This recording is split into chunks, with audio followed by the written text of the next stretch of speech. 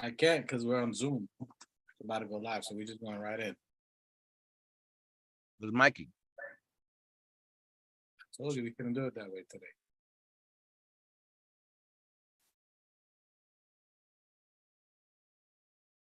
Que lo que, mi gente? Welcome back to the Organic Fanatics show. You know what it is, Another day, another dollar, another game in the books. Salute everybody out there, everybody replay gang, live gang, chat gang.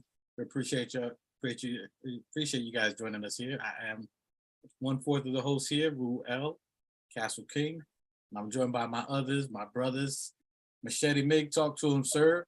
What's going on, bros? What's going on? Two shots pronto, Ruel Castle King. Shouts out to new Knicks. What's going on, Knicks fans? Let's talk some Knicks. Oh, by the way, season 2, episode 3. Season 2, episode 3. You know what it is. You Knicks might be joining us in a second. He's running a little bit late. So gravy, Dominican time. He's Dominicans. And always with us here. It's not Sports Fan Pronto no more. It's been remixed to 2 shots. Pow, pow. Talk to him, 2 shots. Let him know what you do. How you doing today, brother? What it do? I'm good, man. I'm excited. I'm happy. Sucks that we lost, but it is what it is. I am encouraged by a couple signs that I'm sure we'll get to during the show. So I'm ready to get it popping. Pew, pew. There you go. 2 shots already coming in. I'm pretty sure you got the chamber loaded, locked and loaded, ready to roll. Yeah. We're talking about today, Minnesota Timberwolves versus the New York Knicks, a.k.a. Raw J, not RJ, Raw J. The young lion, Raw J versus Ant Edwards here. It was a good game. They constantly get little comparisons, you know what I'm saying? Who's who? Anthony's the face. People talking about he's the next guy. / Jordan-esque. Is that Jordan's illegitimate son? Don't ask, don't tell. Everybody, you know, was George. That's the rumors out there between him and Jimmy. Or those Jordan's other kids. I don't know. I mean, I can see some resemblance on there. The game's pretty good. Ant-Man is pretty good. Ant-Man's very good. He's coming off that FIBA. But our dude, who's the other comparable, FIBA RJ, I mean, one of them got some metal and one of them doesn't. So I don't know. I think RJ got that little bit of advantage on there. So early thoughts on the game here. So we kind of went into it early game. We had the starters out there. Thibodeau putting out there. JB had more than 6 minutes today. He had more than 6 minutes. So that's a little shocking, but he had more than 6 minutes. We had Randall, RJ, and Grimes. You guys catch the whole game. Some thoughts on there? Tell me what you guys thought about what you've seen so far with Brunson. Go ahead, 2 shots. Oh man. So for Brunson, I've seen basically the same stuff that we saw last year, just at a small sample scale. Obviously I think the last game I think he played like 15 minutes or something like that. But yeah, it's a lot of the same, man. Crazy footwork, mid-range game is on point. The passing game looks like it took another leap. I'm excited to see how that's gonna go. He looks like he's on point with his free throws, which is what I wanted him to get better at. So, well, not get better, but like be more consistent, because last year he wasn't very good at the free throw line. At least when he got there, you know what I'm saying. But yeah, he looks great, man. I'm impressed with him. I'm impressed with Badman Barrett. You know what I'm saying? The Jamaican Canadian six. I don't want to call him the sixth guy. I don't want to, you know what I mean, blaspheme. But yeah, man, he's doing good too, man. I'm very encouraged. Like I said, there's a lot of good signs. I appreciate that. And salute to the chat. Salute Keith Watkins. Appreciate you guys joining as always. All right. So what were some of your thoughts that you saw for Jalen Brunson in the first part of the game? Second game in, what did you see about that, Machete, that you saw, that you caught from him? You know, JB did good. You know, it's just a workout. We don't want to see, you know, we don't want to see these guys get hurt during that, like basically what's an exhibition game. You know, those guys, It's just a warm up, a little bit of a workout for him. Guys like Mitch Rob, showcasing, just getting a little bit of a workout in, without anybody trying to get hurt. I like what I saw from especially from Deuce. We'll talk about him in a minute, but for guys like that, it was basically like a little exhibition, like a G League type. We didn't have the. I mean, we did. Those guys, they came to Madison Square Garden and showed out. You know what I mean? Cat and Williams and them. They're coming out there to MSG. We gave them that game. We didn't play our guys too much. JB didn't play too much. We played what 6 minutes. It was just a little bit of a warm up, a little bit of a workout for him. So it's good that guys got the time in there a little bit, but nobody got hurt. We want to save them for the next couple of games coming up now against Boston and the Pacers. Okay. I pretend we just got in the new Knicks who's coming in here. So we got the new Knicks coming out. Hopefully come in a few seconds, give his opinion. Guys, we're on Zoom, so when one's talking, let's not try to interrupt each other because camera goes crazy anyway. But good shot. We'll get a new Knicks opinion. New Knicks, are you back? You in there? Yeah. Yeah. Okay. My boy came all down blue and orange, blue and orange. Yeah, with the blue glove too. Talk to him, my boy. Nah. Yeah, Nah, I was just doing some hand prep on this little battle wound. Everything good. Hey, what's popping, everybody? Salute, it's the new Knicks. Welcome to the Organic Fanatics Show. Welcome home. Yeah, I mean, sorry, I'm a little tardy with it. Yeah, I mean, but I'm here with my brothers, Ruel, Meg, Machete Meg, and 2 shoots. It's not 2 shots. It's 2 shoots pronto. You heard? And I'm pretty sure Mike the Specialist, shout out to We wherever you at. We here. What's popping? I was watching the videos. You know what I mean? Y'all doing great holding it down. And now we on JB. First quarter or initial thoughts on what you seen JB second game in, and anything stood out for you from what you seen? I mean, he's JB is JB. He's always the dog leading the charge. He looks like a great leader, a great captain out there. You know what I mean? Executing on his drives. You know what I mean? His shots defensively. You know what I mean? Everything looks pretty good. All right. Something that I caught from, again, I think as you were saying, Machete Mig, these are just warm-up for our starters, getting rhythm. He already played FIBA, so he's probably just from resting and just getting some timing down. So I don't think we have anything to worry about, obviously, about Brunson. His footwork looks good.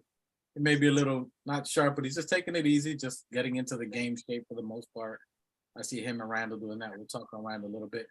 But key things that I saw, I think we spoke about it before, but looking ahead, I think something that we saw with Tibbs, we'll get into that later, but Jalen Brunson, if you were looking at it, he's looking for the go-ahead pass, which, as you talked about a Machete, early that FIBA vibe, that we're looking to run. From what I'm seeing, it looks like we're trying to get out in the open floor. We're trying to limit pounding the ball between Jalen Brunson and Randall. From what I saw, Jalen Brunson's trying to get the outlet pass early. As soon as he can, they're pushing the ball, is what I've seen the last 2 games. I've definitely seen Brunson trying to look for the players early. He passed it out to Evan, where Evan hit the 3-pointer. He passed it to RJ, where RJ, these are, as soon as we checked in the ball, boom, he launched the ball to Evan. Evan hit the 3. He caught the ball from the inbound, passed it to RJ. RJ got the drive. So he's looking, from what I said, you're talking about new Knicks, leadership, run that pace, set the pace. So I think that I saw that something pretty big. And then against 2 games in a row, I think I called it earlier that technical shots, he's going right to the line. No, Randall looked like they pulled his technical card. You can no longer walk to the free throw line. So those are 2 things that I noticed that I think Jalen Brunson was doing early. So I like that. I like the leadership about him. I like that he's pushing the pace. So I don't think we have anything to worry about with Brunson. Go ahead, Machete. You're on mute.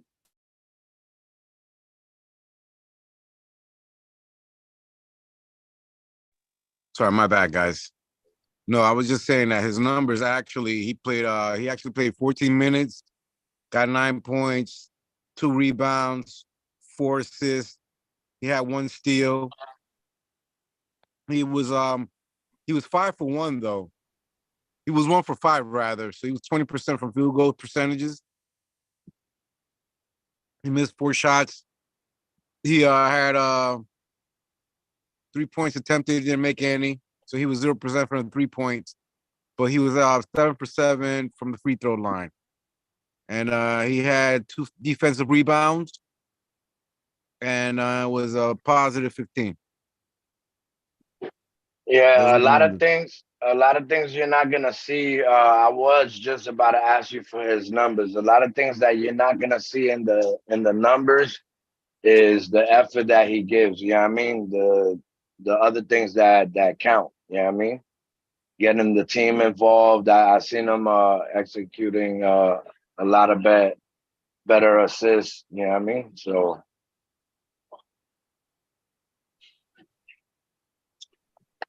Those are things that He's ain't doing gonna. all right. It's just, easy game. And, a little easy breezy game.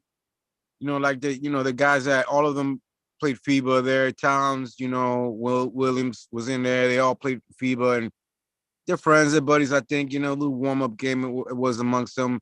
Minnesota plays well. They have a really good passing game. They had something like 38 assists versus our 21. So Minnesota was a good game. Was a pretty tough component coming in. Those guys played really good together. I like the passing amongst them. I wish that we passed as good as Minnesota did. I mean They they passed the ball around themselves really good.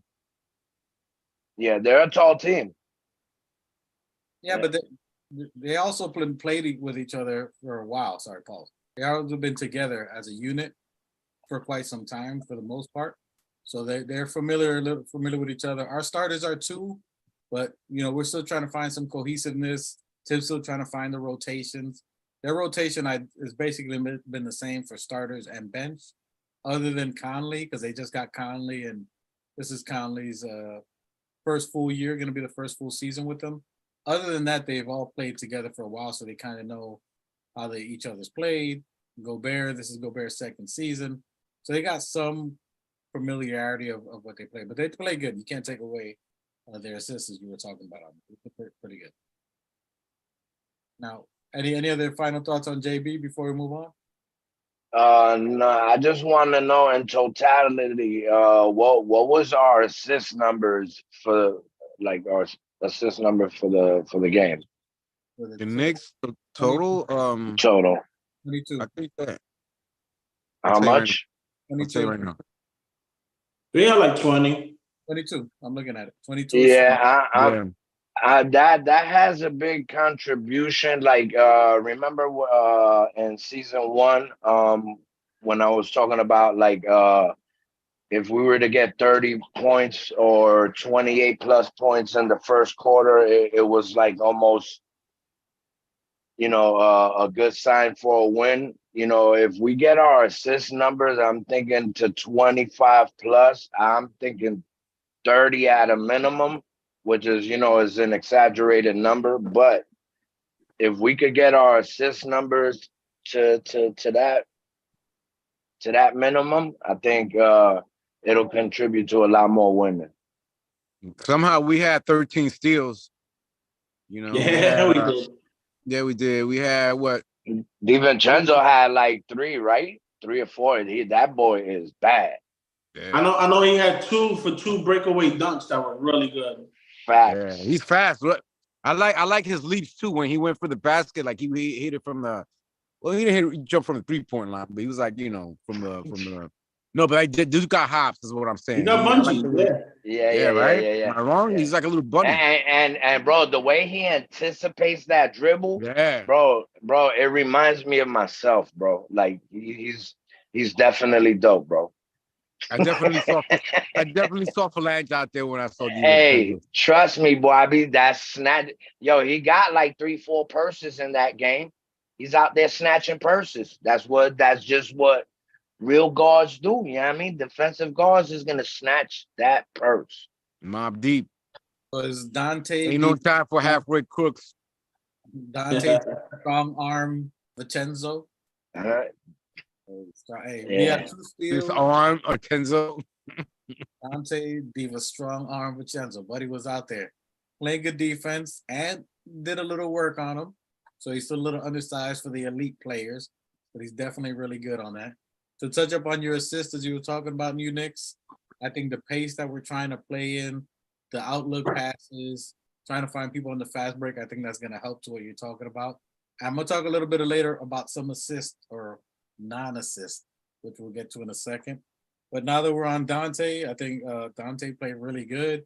You can see in the 2 games, the first game he was a little timid, trying to let the other players, he didn't want to step on any toes, trying to let everybody do what they do, trying to get them in rhythm to let them know like, hey, it's y'all team, I'm just here to participate. Yeah, but on that defense, boy, he locks them down, boy.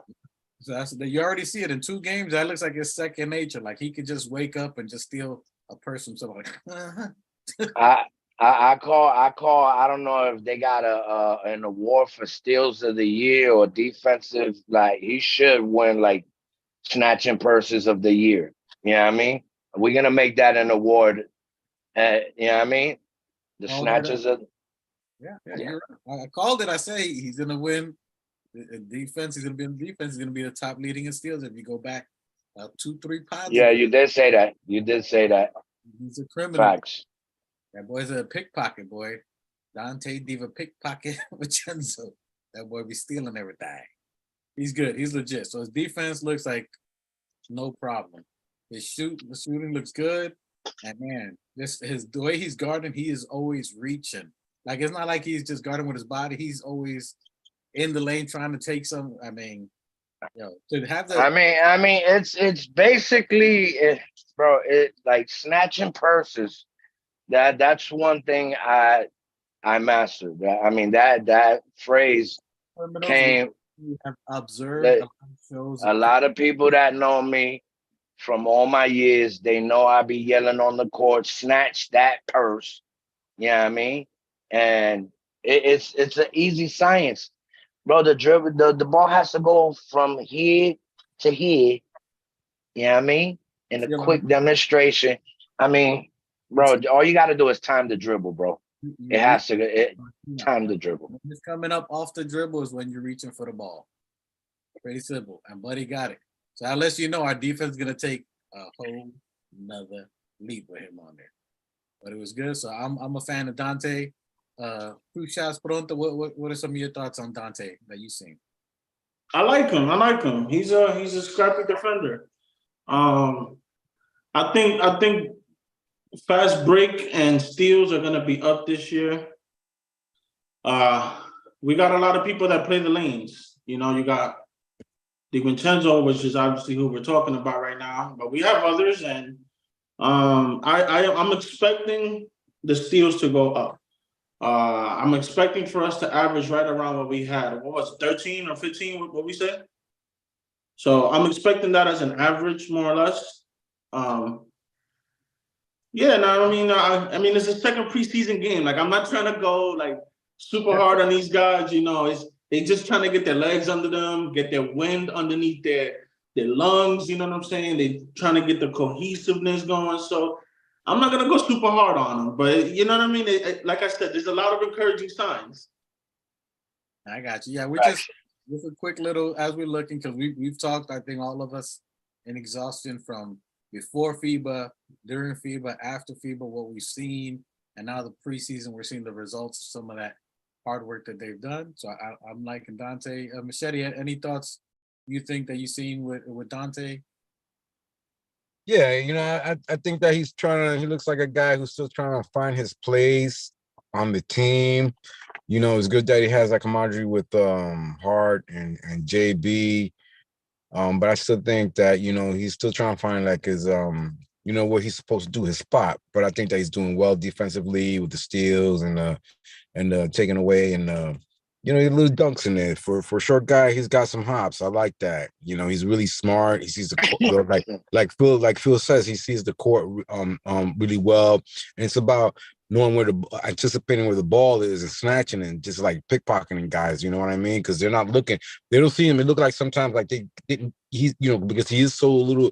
I'm not saying he's small or anything like that, but because he's short, they don't see him. He just sneaks up behind him and just snags him. Is what it looks like. but he's gonna do fine. He's gonna do well. You know, it's just the second game. It's just a preseason game. You know, it's really gonna get intense when we get into the real games. But he might play every preseason game just so that he can get the connectivity with the game with the team. Facts.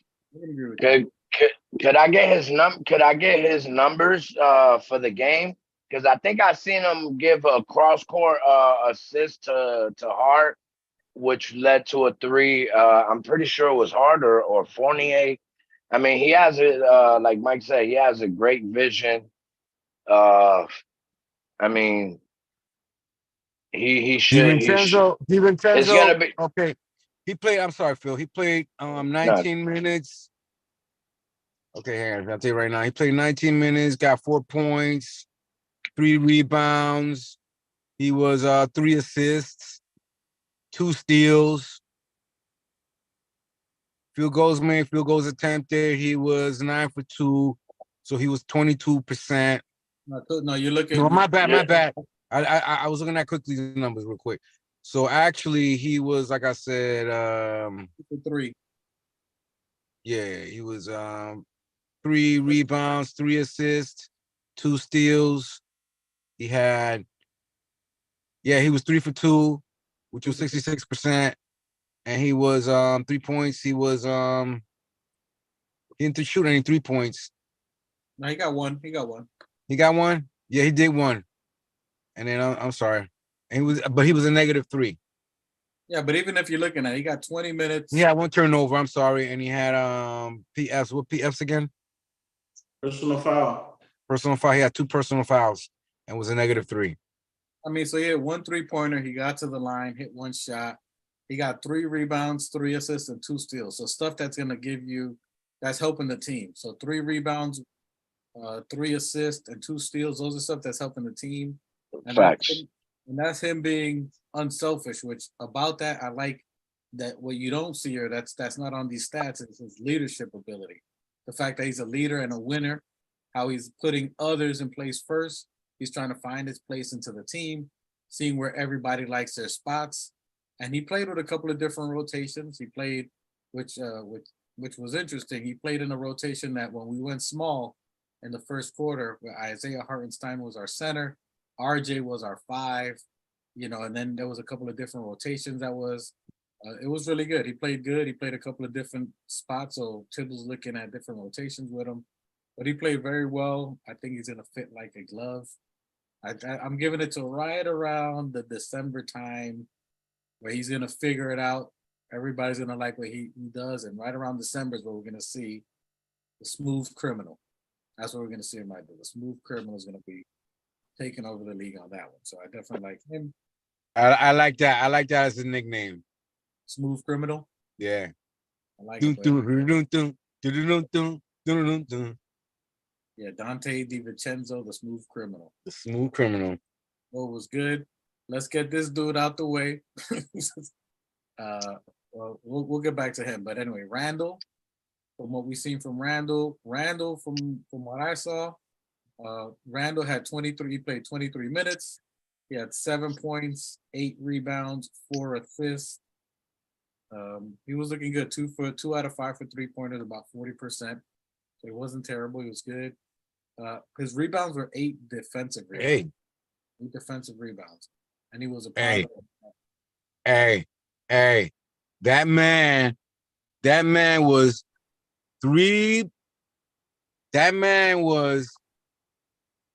close to a triple-double. No, he wasn't. My bad. Okay. He's getting there. He's working his way up there, man. He's working his way up there. That nigga didn't even crack double digits. How many points he had? He was 3 points he was 7 points, 8 rebounds, 4 assists. He's halfway to a triple-double. He's working way up to a triple-double. He's warming up. He's working his way up there, man. 3 more points and 2 more rebounds and 6 more assists. But he's doing this. I don't know about you guys, but I feel like he's being a bit passive. Yeah. Yeah, I mean, I think he is. I agree with you. Well, tell me what you're finish that thought, Sports Fan Pronto. What do you think on that? What do you think that? I don't know. I just don't see the same Randall. Like, Like last year, like we used to get off to these super hot starts with like 30 points, 35 points, because whenever he would touch the ball, it was like he was in attack mode, and he would get like 15 points in the first quarter. Now I feel like he's switching up his game, and it's not the same. I feel like he's like being more Well, passive. Like, the best way I could put it is that I feel like he's being more passive. Like he's not being the aggressive. You know what I mean? Like he's not I feel like he's not trying to be the scorer that he was last year. Maybe eh, he's toning it down, because I do see more intensity on the defense from him. So maybe he's like trying to balance that out. But I don't see, like I said, I don't see that same attack, that aggressive pit bull that we used to have in the I, first quarter last year. I think that has a lot to do with the injury he's recouping from. Also, we are yes, Randall last year. Uh, he was the person on the squad that needed to score 15, like sports, like two shots set. He had to score 15 to 18 points in that first quarter in order to get himself going, and then he would let the rest of the team do their thing. But he had to be the first person to reach those double digits in order to keep himself going. You know what I mean? Because Brunson was always going to do what he was going to do. Brunson was always up there too, but Randall did have to score the first. But like I said, that has to him being passive. I think that has a lot to do with his injury he's recouping from, and he'll give him like at least till December to learn how to function under his injury again. And I think after December, after Christmas, he'll be right back up there when, he needs to really turn it on and get us to where we need to get to. But for right now, I think um, all the last injured players should take it light in the beginning of the year, and let the rest of the team, come in and do what they do. That's why I think Tibbs is trying out these combos, shortening the minutes for the starters. You know, I think that's basically it. You know what I mean? What about your thoughts there, Machete Mega on Randall? Yeah, I agree. I agree with the both of them. I think I see he's been a little bit more passive, not so aggressive. I think I do attribute it. I do attribute it to him coming off an injury and surgery. I think I think he shouldn't be playing for like 6 months after the surgery at least. It hasn't been even 3 months since he had surgery. So he needs to be careful and not re-injure himself. He's just coming off a surgery. And I think that he is taking it easy, letting the other guys, which is good because it gives the other guys, he doesn't handle the balls. He wouldn't be handling the ball as much, but I just want him to be healthier and get stronger because we got a grind coming up. We got 8 back-to-backs. Let me get his numbers. Let me get his numbers, please. Randall had 23 minutes, 7 points, 8 rebounds, 4 assists. It sounds like it's like we're seeing a half a Randall. A half a Randall right now. Come on, He's building Randall. up. You're saying Randall and 7 points. Randall is taking it super light, bro. 7 points and Randall don't go good together. Like it doesn't even match. So he's taking it super light on those ankles, just out there sweating it out and getting For used to all the we know, motion. Phil, these could be games that, since he's coming back, we don't know how much practice he had with the team before, the contact, but this is real contact right now. So he is taking it light. It's like we're seeing a half of like a maybe like a 30% Randall right now. He's gonna take it light. He's not gonna go really hard. He doesn't need to. It's a preseason game, but it's good to get this contact in. He has to bang. He needs to bang. He needs to contact on the floor, and not to get injured.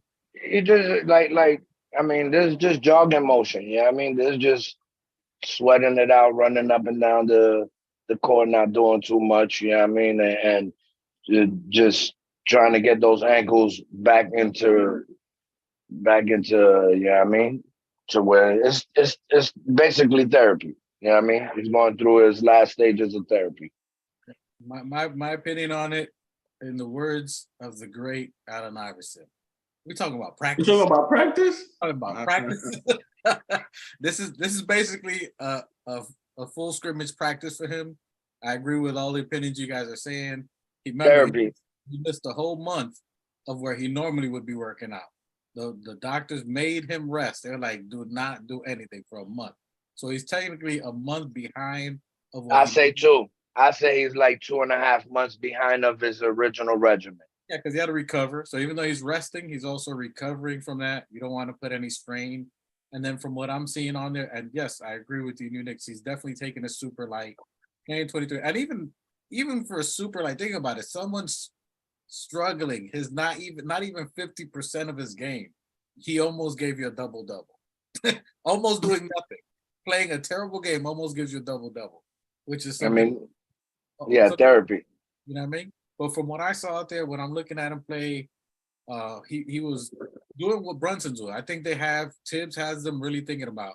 I think our new system you're going to see now is less pounding the ball and more ball movements. I think he's really emphasizing on that because you can see Randall and Jalen Brunson, but Randall made an outlet pass to RJ.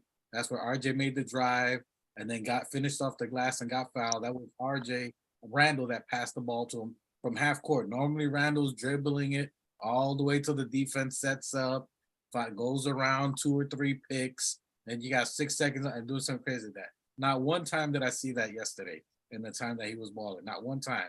I seen him take 2 dribbles almost every time and find another pass, find another player. I seen him trusting in his players and his teammates. There was a couple of times he passed to RJ. RJ hit the 3. He passed to Grimes. He was moving the ball with no more than 2 dribbles, and when he got doubled, he threw the ball out. Go ahead, 2 shots. I just want to say real quick, give a gold star to Hartenstein with that one pass to RJ that he was cutting into the basket. That shit was beautiful. And I want to give a 2 shots salute to Tom Thibodeau. I said it before and I'll say it again. When you deserve credit, you will get credit. When you deserve blame, you will get blame. I got, so far, no complaints on your boy, Thomas Thibodeau. What? I see the ball movement, you know what I'm saying? And now I'm starting to I'm starting to believe a little bit, maybe. You know what I'm saying? With the whole ball movement, back cuts, and maybe he can use Hartenstein a little bit better. Like that one play, like I said, when he passed to RJ and RJ had that beautiful finish. If he can incorporate more of that, and like you guys keep mentioning the forward pass, like the forward pass to your boy Frenchie with the jump shot, he was looking pretty. Like that shit was water. So I just want to give a 2 shot salute, pow, to your boy Thomas Thibodeau. Continue. Hey. I salute you on that, and I definitely agree with your statement. I have 2 things. One, if we all recall, a lot of players heard when Steph Curry vocalized that in the Golden State system, if you have the ball for more than 1 second, 1 dribble, you already slowing the pace down of the game. So, and the second thing is that every interview that I've been seeing since training camp, a lot of our players are reiterating, and the first thing they're vocalizing is we're working on that fast break, the fast pass, like trying to get down and beat the defense, because that should be the first option always.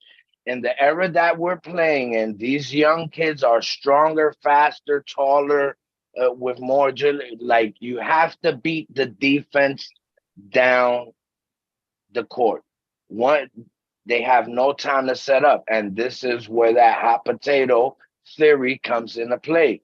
And salute to two shots, which I was gonna say on my third point. Tom Thibodeau is also a master of the game. It never meant that he did not have it.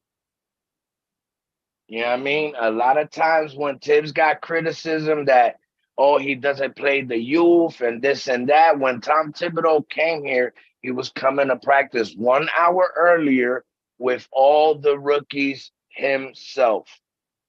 So when they were coming in that second half and keeping the lead and building on that lead, that people were like, oh, look at the second unit. The second, it was Tom Thibodeau's doing.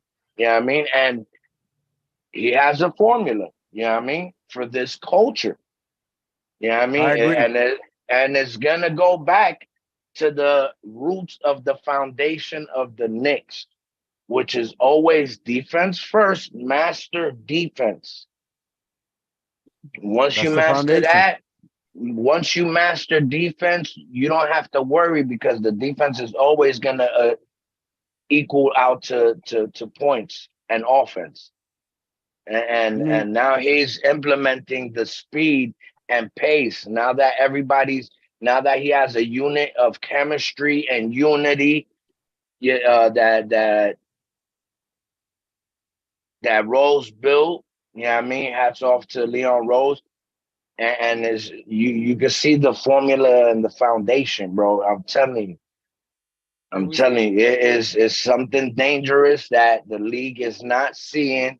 I know it's game two, you know what I mean? But like Thibodeau said, you have enough that you're seeing enough to chew on, and you can see the foundation and everything that is being built. So, and I noticed that everybody got the blue and orange on. Everybody on the panel got blue and orange Knicks on. You heard? I like that. I like that unity without even knowing it. You know what I mean? You know what I This was mean? not planned. This was not planned. Boy, unity is in the air. The energy is in the air. Season 2, we here. You heard? So, hey, ya tú sabes que lo Smell it? que. You know what I Victory. mean? Big Y'all props. already know. Y'all already know. Big props over here to two shots. I mean, 2 shots.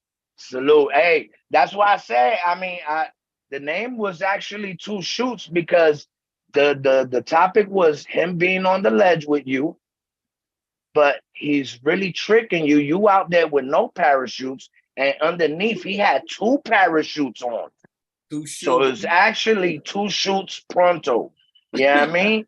But he always got a loaded gun. So I let the shots fly. Hey, Hey man, hey, listen. It's better to be safe than sorry, is all I'm saying. Facts. 2 and it's shoots. good. It's just good that you keep an open mind and that you see you're But very observant and that it's true. But you gotta give Thibs credit though, man. I think that he's got secret plays in there that we don't know about, maybe offensive plays that we don't know about. But I think that it's like Phil said, the foundation was to build a culture of defense and accountability. And he's only gonna trust the guys that are gonna be available. Like Randall, you can't blame him for trusting Randall. Randall was a powerhouse till he got hurt. Now Thibs, what he has to do is adjust to not working the guys so hard. But he did want to work you hard in the beginning so that you play those, like he always said, those a solid 48 minutes of basketball. Not 35, you start wearing down and you don't start going hard. You got to go for 48 hard minutes because that's what the playoffs are.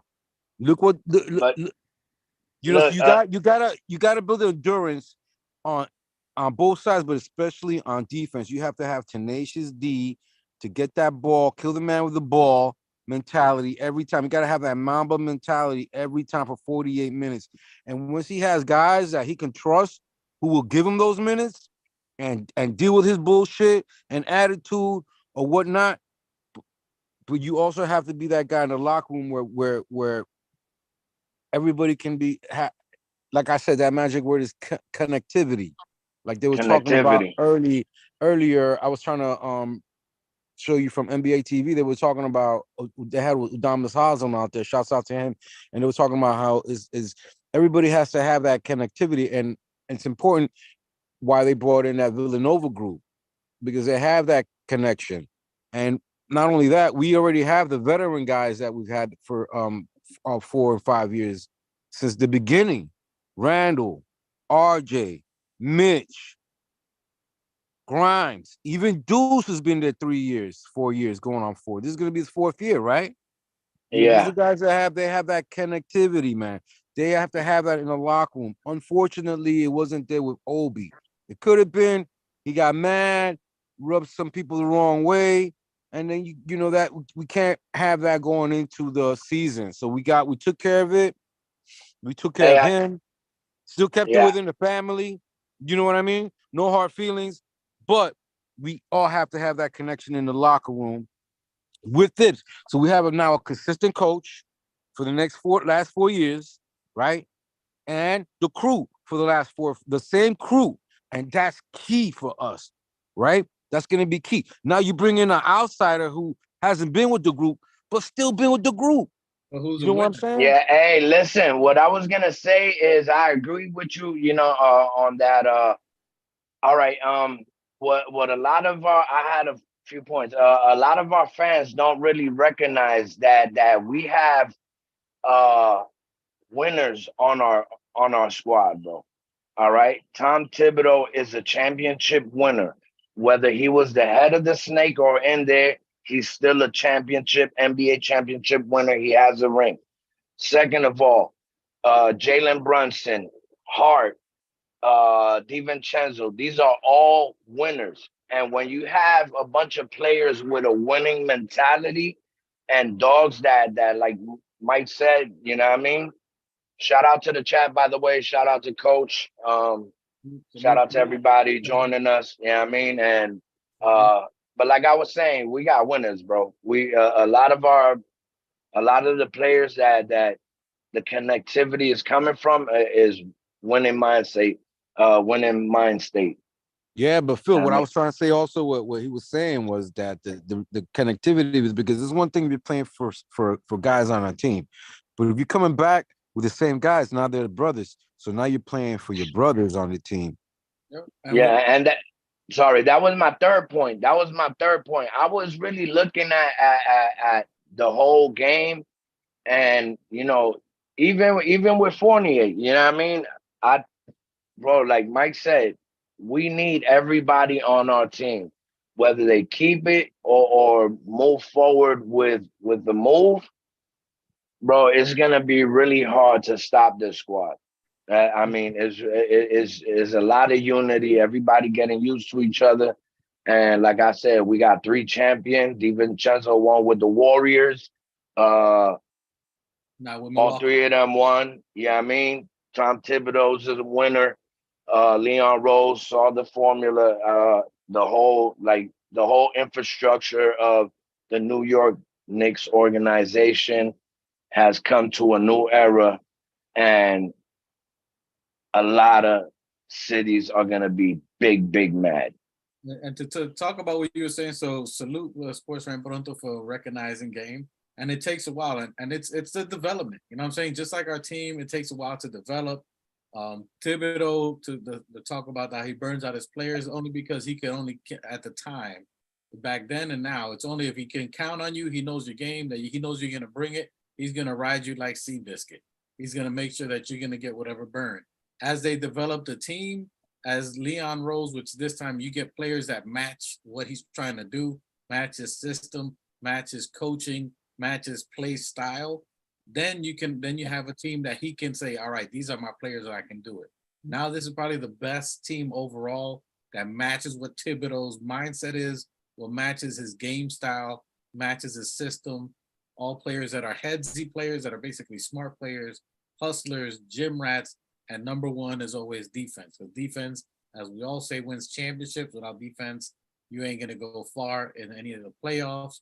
Without people who put in work in their craft and the unity, that's what's gonna win. So Thibodeau is like, this is a baseline. We have a baseline of how we're gonna play. We're gonna make sure we spread the ball, pass, and make the right reads. Quick. Quick. You know, that's another thing I love about Thibs. I love that, you know, he's so good with the media, you know, when he's talking, his interactions and what he says. He's really careful in what he says. He's very articulate and smart and well thought out, but honest when he makes, you know, he knows what he's gonna say already, how he's gonna word it. And you gotta re-listen to him sometimes because he speaks in code sometimes, you know, and but he's telling you the truth. You know, he's putting it out there, and since the beginning, he's always said, "Yo, we gotta play 48 consistent minutes, man. So we gotta be tough. He has to play them hard because he's got to build that toughness in them. You know what I mean? But I like the way he interacts with the media, and he's a very personal guy, man. I really like him, man. I see. I'm gonna go as far as saying as Tom Thibodeau, maybe not as militant of a mindset that the Spurs coach had. Popovich, you know, salute to Pop. You know, he was an actual soldier for the military. I don't know if Thibodeau was at that point, but I'll go to as far as saying that Thibodeau could be take the Knicks to that next generation, because the team that Pop had were they weren't like superstar flashy, all-starish players. They were hard playing players. They're like the last of the old school coaches. I mean, bro. I mean, what was the Frenchy guy's name? He wasn't that flashy. He wasn't. He wasn't. I mean, he was a super high IQ player, bro. He grew up in the European system. The European system is mastering the basics. Him, Gallinari, like all these players weren't. They wasn't Dwayne Wade. He wasn't no Dwayne Wade and these. So I'm not saying that our youngins are like, bro. Yeah, we might not be the Anthony Edwards and Gun Boy and you feel what I'm saying? But don't fuck with my squad. Don't fuck with my squad, bro. Right. Like going sideways. Bring it back. What I was saying, bringing it back, I'm saying we can be that next type of dynasty with the foundation that is being built. All right, dynasty. Let's win the first one. Let's do the first one this century. I mean, yeah. I mean, listen. hey. I understand what you're saying. Pop had Robinson for a long time. Listen, they run a different system out there. Never won until they got that second. When they got that second piece, which was Tim Duncan. Castle's got like 4 championships, and we got 0 in this decade. You know what I'm saying? No. I'm just saying. I get the connection between the format of the mental type of coach that Tom Thibodeau is an old school coach. Yeah, that's what I'm saying. You feel what I'm saying? Like, so it's not like these light coaches that got are like the last of the old school coaches. What I'm saying, that's basically what I'm saying. I like to consider Rick Carlisle, you know, guys like that. You know, doing Casey. There are a couple of guys out there who are like the last of the old school types. You know, that guys. And you got to remember, he comes from the Patrick the Rat Boys roots. You know what I mean? You know, these are guys that don't Pat Riley. You know? He's like Riley, Van Gundy. These are masters of that caliber. You know what I mean? And Van Gundy went to the Celtics. Oh, what was? Sorry, that came from left field, but Van Gundy, boy. Oh, sad. It's a sad day to be a Knicks fan. I'm gonna say an unpopular take here. People are gonna think I'm crazy. I like Pop. I think Pop is I wasn't down in him. I said, Hold on, let me get a thought off, my nigga. I'm not saying he's not. I think he's great.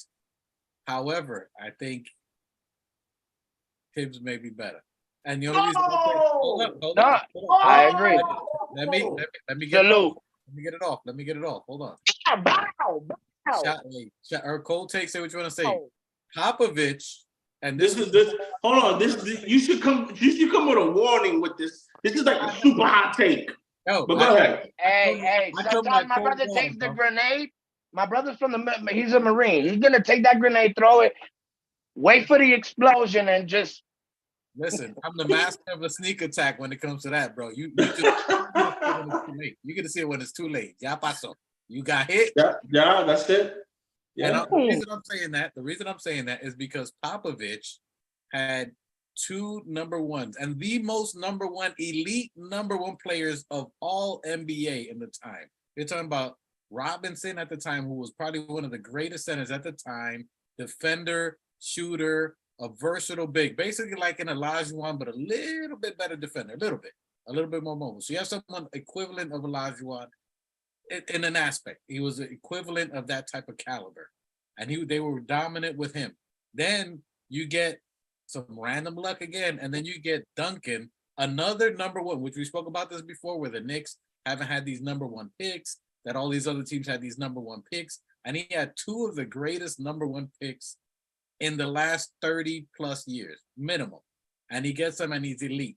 Then you get Ginobili, who should have been on another team, who was top in Europe, who comes over here, and then because he's an awesome player, comes off the bench, who should have been a starter, could have been a starter somewhere else, basically how we could have quickly.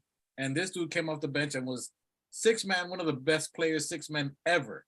And I don't know of any other 6-man who you can tell me was better than Ginobili. I'll wait for a name. And Bro, and those two, they were the 2 top centers at that time. And then Ginobili, like you said, are you crazy? Ginobili was balling when But like, balling. it's crazy to me how y'all not putting any respect on my man Parker. Like, I don't understand. No, I said that he was a master of the basics. That's what Europe teaches. Frenchie was a master. He was a leader, my nigga. Like he was a pick and roll king, bro. Listen, that's the era. That was more or less the last of the eras where they were real point guards. You understand what I'm saying? You got to understand the point guards from that era to the point guards from this era are 2 different. Like they were orchestrating these niggas. Even then he had Barry as the 3-point specialist.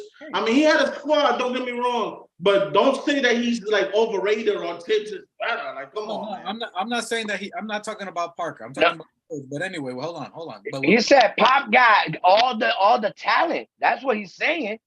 And even with that, Parker was good. Parker was really good. I'll give it to him. But how can you not be good when you have 2 of the greatest centers ever to play the game? You have people that stretch the floor. Big Shot Bob, Elliott. There was plenty of players if you weren't good with these players, you're gonna get your ass reamed, which he would get yelled at a couple of times. And how can you not be pick and roll heavy when you got Duncan, who can hit any shot from the backboard, and then Robinson to catch the lob? If anybody can come from YMCA, get on that court and be great. I'm not saying that Parker. Whoa.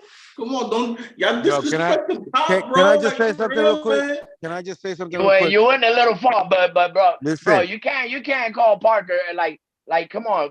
Parker and Ginobili were the top tier. Hey, guys, can I ask you something? Can I ask you something? Go ahead, Mike. Yo, so you're not gonna give all due respect to Thibs, and I think I saw a percentage where Thibs had a very high percentage winning percentage overall, like a 600 winning percentage. But to not give Popovich credit for all these players you talking about with all these gifts that came in, you're saying that you're giving him credit only because he had all these players with all these gifts on his team, and that Thibs didn't. Let me answer that. Mike, Dwight's saying it. What Dwight's saying is true. Tibbs, I mean, like strategically, bro. Like how could you go wrong with two of the top centers in the NBA on your squad. You at that era, they were playing from in to out. I'll tell you The how. Right. bigs wasn't But my point that I was trying to Can I make. say why? Go Can I say ahead. why real quick? Because every single time Pop had a squad, he had to go up against the elite of the elite, bro. Hey. We not talking. He wasn't going up against bum competition. We talking about Kobe Bryant in his prime, Shaq in his prime. Like this, he's not going up against nobody. Not, Okay, I'll give you that. Hold on. no, you're right. You're right. All right, but let's get their winning years. Their winning years, what you're absolutely correct, is when Kobe and Shaq went for the three-peat. Yeah, I mean, and you can't stop that kind of a combo. But go ahead, Dwight. My bad. But to even finish off and answer some of your stuff, a little bounce around there. But yes, if he's good, which look, no one's doubting he's a 5-time champion. They went for almost 20 straight years in the playoffs, winning. That's great. He had great talent. If a coach is good, you should be able to win without your talent. And he has not won. Dwight, but Let him finish. Let him finish. Let him finish. He has not won in the last 6-7 years without elite talent. Facts or no? Facts or no? Facts. He has not Facts. won. Bro, he had Kawhi that bailed on him. Like, what you mean? Okay, If Kawhi had never bailed on him, he would have been the top. the point to this is that Thibodeau has won in multiple franchises, multiple teams with scrubs and no elite talent. Like he's winning in New York with 2 years in the playoffs without major elite talent, without no. Bro, we went over his coaching record. He had a guys, losing record. Can I say something now? He's still a winner. He's still a winner. He's a winner, bro. Excuse me. But he had a losing record in Minnesota. But he had no Guys. he had no superstar in Minnesota. Go ahead, Mike. That's the same thing with Pop. That's what I'm trying to say. You guys are missing the whole point, though. It's about all the players that they have playing for them and how they developed under them, under the coaches, right? So all these guys that played for Popovich all developed under him in his system, and he let them develop. Excuse me. He let his players under him that he got, whether they got drafted into him or they got traded into him. He let them develop and they developed under his system, and he's been in his system a lot. Wait a minute. All due respect to Thibs, and he's been in his system and held his job a lot longer than Thibs has held his jobs at any point, anywhere. Number one. Wait up, Dwight. Wait a minute. Therefore, the guys that got drafted into his system, the same thing, and the same thing goes for Thibs, for the guys that got that he got and developed under him. Jimmy Butler, Rose, these are guys that. And wait a minute, not only that, IQ, Grimes. Yeah, but Mike, you're swearing off. Go ahead. Well, my point is that it's also, you got to give the fact that the players that developed under those coaches in the time that they were there with those coaches, you got to give credit to that too. Because, okay, just like you could say the thing for Thibs, but you say it even more for Pops, is all I'm saying. Mike, hold on. I can kill it with one shot.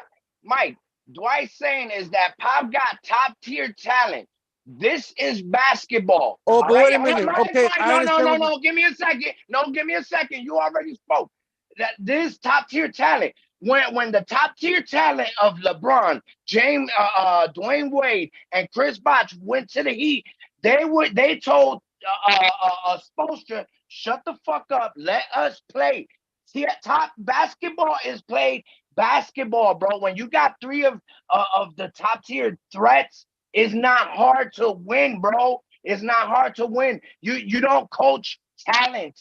Talent just gets on the court and plays, nigga. That's what Dwight's saying. The same way Wade, LeBron, and Chris Bosh came to Miami and they coached themselves. All right, let me ask. I'm gonna knock it down right now. I'm gonna knock it down right. Was Kawhi Leonard drafted or acquired or traded to the San Antonio? He was drafted. He was drafted by San Antonio. Okay. And he was what pick? What pick was he? Was Tim Duncan drafted or traded, or he go to San Antonio? Drafted. Everybody on the Spurs was So drafted. was Tim Robinson, was he drafted, traded, or he Drafted. decided to go? Okay, so that's my That, fucking point.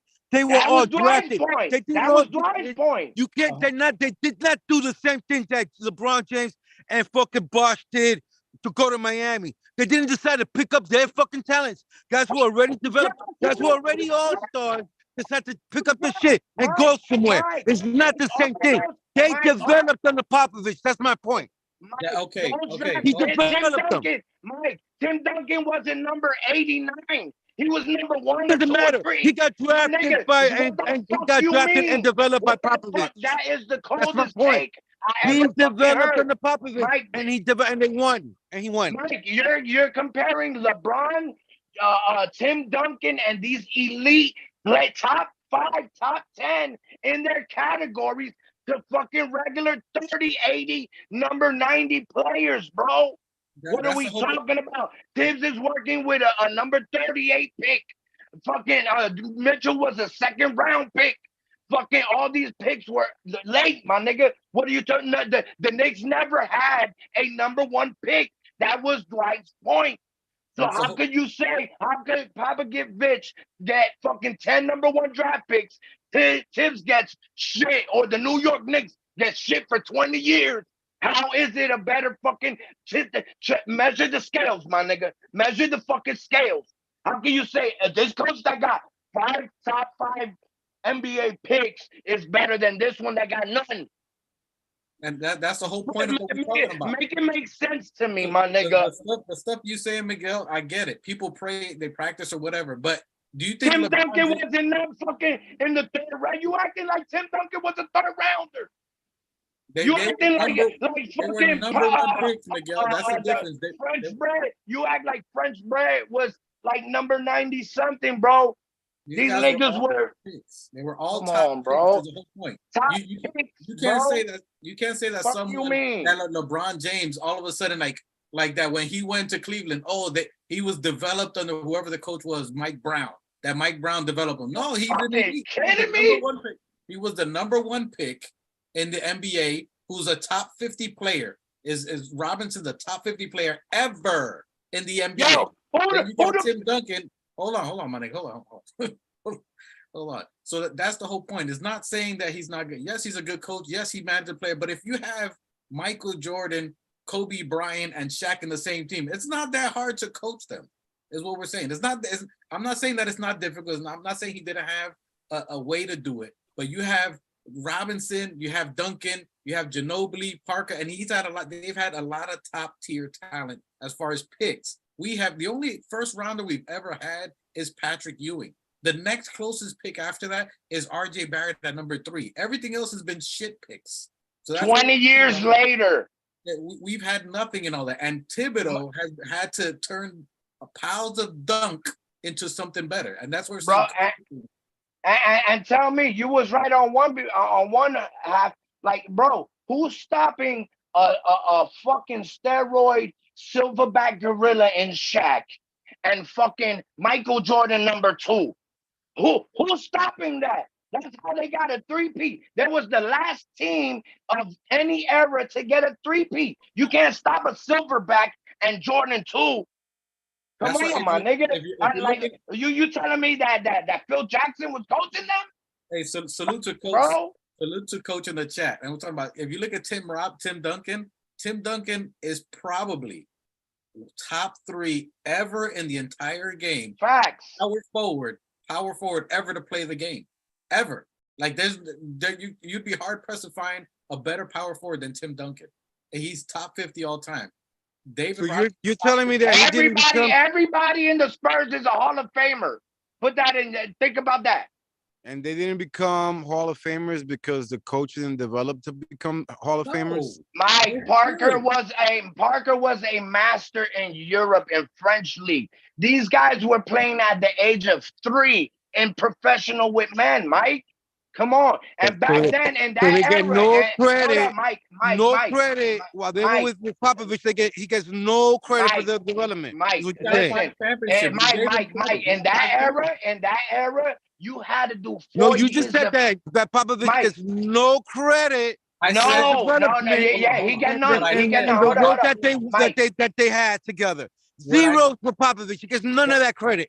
What I said was he did great. He got 5 championships. If he was a great, No, because he got magical players that took let him me to the answer, fucking let me finals answer, and to the let me answer. championships. He had magical players that came in with their Let me- superpowers and let me took him to the fucking playoffs. Let me answer your question. Let me He didn't answer. develop them. They didn't develop. They did not develop them in his system, So- right? so Hey, Dwight said, what they doing now? what are That they was doing Dwight's now? point. What are they Where's doing now?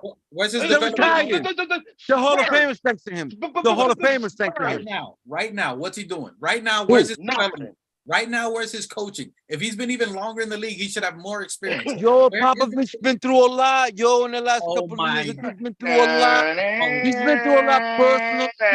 Yo, the dude's been through a lot personally, man. He lost a life, man. Already, that's kind of hard. I don't think that your whole focus is gonna be basketball after that happening. What Oh happened? my Basketball, God. all right. What happened? Okay, They had a and he's won tornado? enough What happened? They had a championships. tornado? And he's gonna, yo, he's not going anywhere. He's got it locked down because he already What did what he had to does do. that have How many to do with championships he's got for that coaching? organization? Hey, And he's that, not only that, he coaches the Olympic team. that's all good. He's That's good. all He's good. good. He's That's chill. all good. He's He's chill not right better now. than Tibbs. He's All not right, better yeah. than Tibbs. Machete, real quick. You said he's going through all this trauma. He's coaching the Olympic team. Did they win in the Olympics? The answer is no. Has he gone to the Now playoffs? I think it happened while he was coaching, and I think that it's kind of like people go through stuff, and I don't think that they're the same afterwards. So I don't think that basketball is such a priority. Give up. Okay, you So still give up. not only that, you got a crappy team. Not only you got you got a bunch of young players, but it's a little bit of a crappy team right now. So why even try to even try? What was that? So you got a crappy team. So now you all of a I sudden think they're gonna so be. what- I think they're actually gonna be a good. They're gonna be a decent team this year. they I got think so another they're that- one gonna be pick. They got another generational talent. How Yeah. good are they? They got another number 1 pick. That's the What was homeboy's name? They've got 3 So number regardless, 1 the same thing goes for Thibs. The flip side is that it also goes for Thibs as well, because Thibs has drafted guys, right? That came under him. Hold on a second. But can I make my point in a second? Mike, just name me the year that the Knicks had a top 5 draft pick Even in easier. the last top 5. Give me any. RJ. Name the players that name the How players. many? All right, do the math. Do the math. Hold on, From Ewing to RJ. Do that math. It's Name- 20 plus years, bro. Name me players that are equivalent or that we've drafted. Name them. I'm saying since Thibs has been. Can I butt in real quick? Can I butt in Go real quick? ahead. Are we really gonna put all this on the coach and not say that the organization has been shit for 20 years? Hold on. Y'all over here talking about 2 coaches, which okay, you want to compare the coaches. All right, but We're talking about hold on. We're talking about a world-class organization over there and an organization that is up and coming right now, right? Right. We were trashed for 20 years, right? So one of the major reasons why we didn't do shit with none of our draft picks was because we was trading them for the likes of Eddie fucking Curry. So don't come at me with Tibbs is this, that, and the third, and blah, blah, blah. Hey, my nigga, the culture that we have, when an organization, hold on. Y'all been speaking for like 20 minutes, right? Go ahead.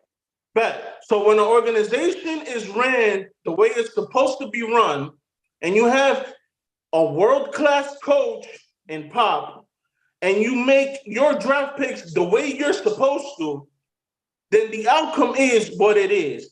They are a world-class organization for the past 20 plus years with 5 championships.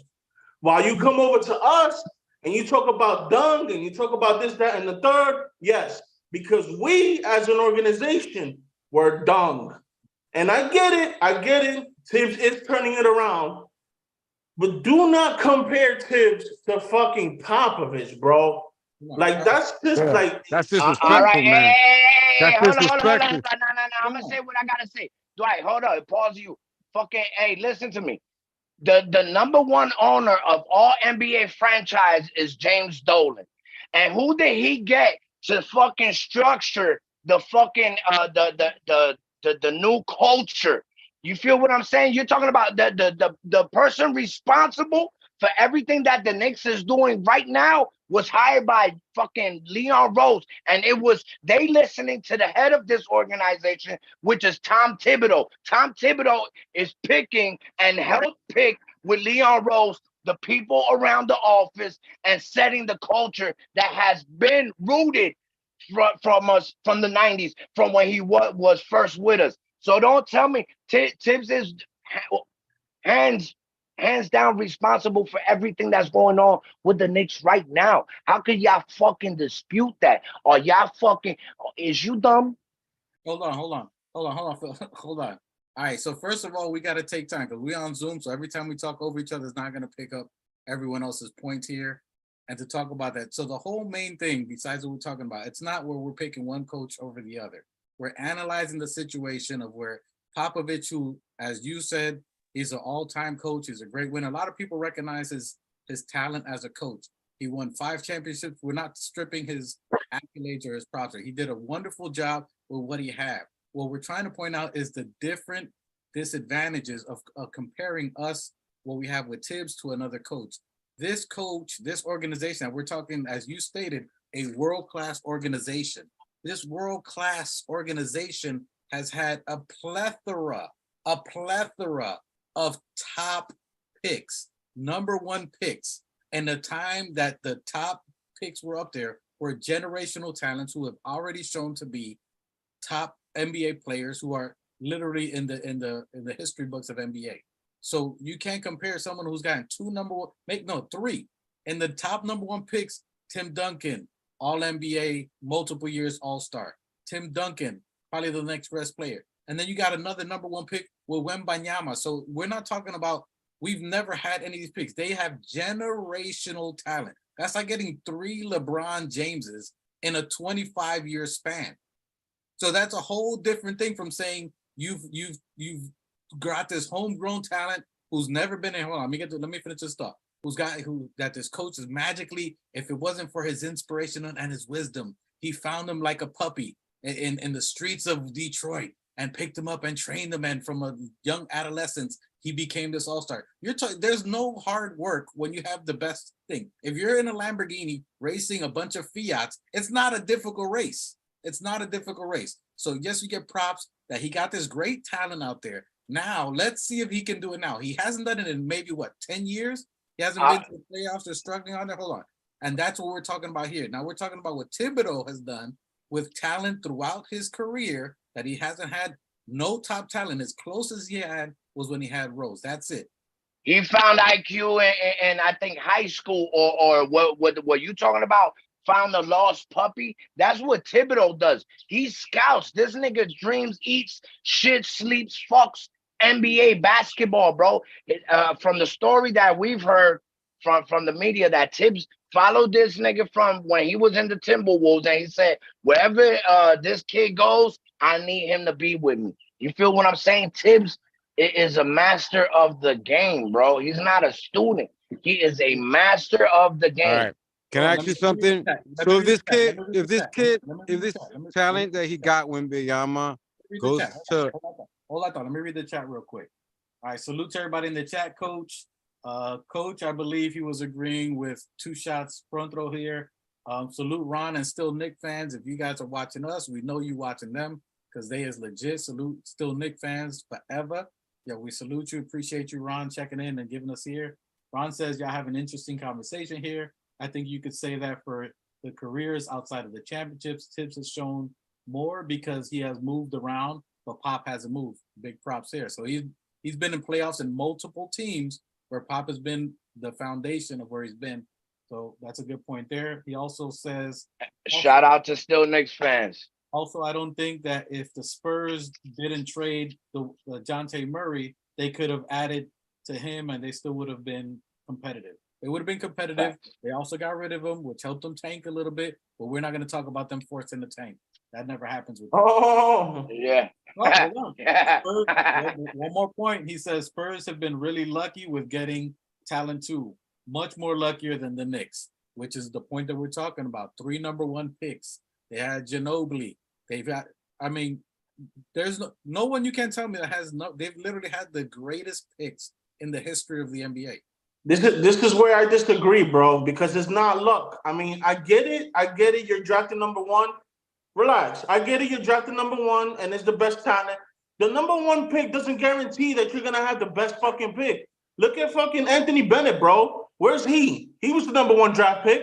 You get me? So again, Did the Spurs pick him up? It does not just come down to you getting lucky and getting the number one pick, because when it comes down to it, it's an organizational thing, bro. All right, when you're quick doing question. dumbass shit like throwing a bunch of draft picks away and players for a dude named Eddie Curry that is like 700 pounds, that is not on the coach.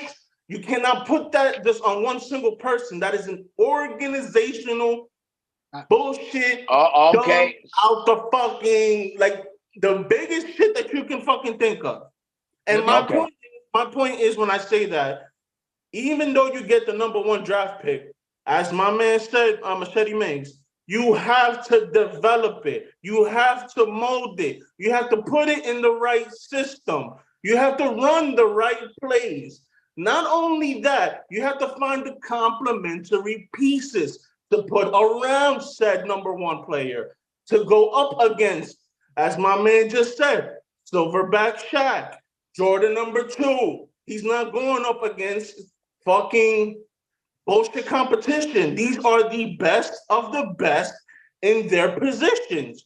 You mentioned you got the number 3 power forward of all time, but you also have arguably maybe top 5 center of all time going up against you. You have arguably maybe top 5 best shooting guard coming up against you, against arguably the best coach to ever coach in the NBA. Who's that? With Who's the best Phil coach? Jackson. It's not just luck. This was all planned out by him. And this was all made possible by him. You take him out of the equation, then nothing happens. It's not the same. Who's the coach you're talking about that's the best coach in the NBA?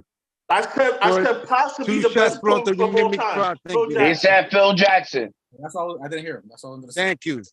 Okay. It's not like he's going up against Scrubs from the YMCA, bro. Like we're talking about, he may have world-class talent, but he's going up against it. All right. We'll get back to the topic. We can all agree to disagree. Well, the point of all that main topic was that we think that Thibodeau has done a good job in all the organization he's done. He's doing a wonderful job here. All that to show that what he's doing this year, what we're seeing in preseason, is doing good because he's adapted, he's a change, and he's adapting to his players, who he's coaching his players, as what Mick says, what we're looking for, coach to develop talent. We believe that is what he's doing here. We believe he's developed RJ, he's developed IQ, he's developed Grimes, he's developed his talent here. Now that's something we can say that he's actually done, developing talent here. The other stuff we're talking about, we can visit that another day. I don't see where Pop developed anything on that. But let's talk about Grimes. Let's talk about the bench, guys. We got to talk about Grimes. We got to talk about Hartenstein. We got to talk about J Hart. We got to talk about IQ. I'm trying to bring it back. If you let me segue it back in here, sir. I'm trying to bring it back. All right. And that's what we're talking about, coach and development. Being that said, with yesterday's game that we saw in there, we spoke about Randall. We spoke about Jalen Brunson.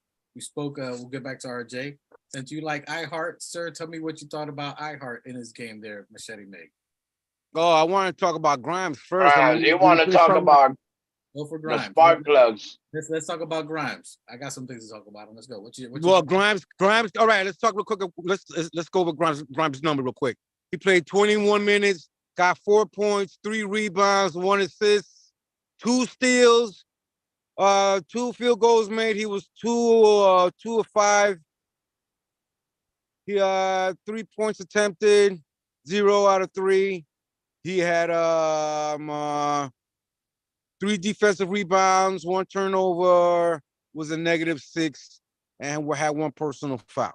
What are your thoughts on that? He was mediocre. Okay. You want to elaborate on that, or you want to pass it around? I just want to pass it around. All right. Sport 2 shots pronto. What were some of your thoughts of how you saw Grimes? It's the second preseason game, man. Yeah, he was mediocre, but I'm not gonna put too much on it. Maybe like 5, 10 games into the season, if he's doing the same, then yeah, I'll worry about it. But what is he in his third year still? Like I'm not worried about it. What are some of your thoughts, New Knicks? I like how he set off the game real quick, slashing to the basket. You can see his improvement on that. Um, his assists were good. I mean, regular Grimes, he shot well. I mean, like I said, second game, they're just knocking the rust off, and let's see Hey, what he does. I'm sorry. Can I just say, I mean, from the looks at it, now that I look at the numbers, it just looks like he was just there for a little bit of defense. He had 3 defensive rebounds, and he had how many steals? How many minutes did he play total? He 21. only played 21. 21 minutes, 3 rebounds. He had 1 assist. He had 2 steals. So he had 2 steals and 3 defensive rebounds. So he was more like defense. He wasn't really. He's like sometimes his offense is on and off. You know what I mean? He'll have some good nights. He'll hit all his threes, and some nights he'll just be like tonight, the other night. So I think, but his defense was decent. Let me know when I can go. Well, go ahead. I'm just saying, I know a lot of people up for their jobs, boy. They better get as hungry as DiVincenzo. That's what I'm looking for here. Yeah. To say that for him, I'm gonna be harder on him than maybe most people are. I know a lot of people like him, and I got love for Grimes. I was rooting for him. I still think he's gonna be an X factor. I still think he's gonna have a great season. So let me just put that out there. However, being all the practice you were doing with all these other players, or you were JJ Redick, when you were doing it with a Penny, all these things, I didn't see none of that in the game. It's still early. However, for you to be -6, look, I'm gonna call it like I see it, my man. He played hot trash. That's me. I'm saying hot trash. I know my brother Raw, salute Raw Hebrew, watch Raw Hebrew Remnant. Can't watch him. Watch my man. He's always on point. He loves Grimes. I love Grimes. I'm with it too. He was saying Ray Charles that RJ had Ray Charles glasses and not pass to Grimes. I watched the whole game twice. RJ passed him. I can go down each quarter. RJ passed it to him 3 times. Each time that he passed to the Grimes was 0-3. Matter of fact, those 3 shots he missed From the 3. From the 3. Well, those were wide open shots that RJ got it to him wide open. He wasn't defended. He wasn't in that. He missed it. Those passes he got were from RJ. RJ passed it to him. There was one time he took the shot in because he didn't have confidence in his boy. Our Grimes right now is playing like a glorified deuce as a starter. And he played 21 minutes. He's a glorified deuce right now. I'm going to call it early. I'm calling he's no different than deuce right now. And I love Grimes. I think he's an elite defender, just as Grimes. I mean, just as deuce. But he needs to. There's no way you can keep going. I know it's early, but if you're going with teams that are skipping, that are trotting, they're not even going full court, and you're a starter, you can't go 0-3 and 2 from 5. I'll tell you one thing. DiVincenzo might take that job from him. Oh my God, DiVincenzo's not doing any better. Listen, who will get that job would be. I'm just saying that the energy. Donovan Mitchell will get that job. Donovan Mitchell. Oh, now we're talking. Donovan Mitchell will get the job. And look, and the defense is crazy. So I don't think he's going to go anywhere.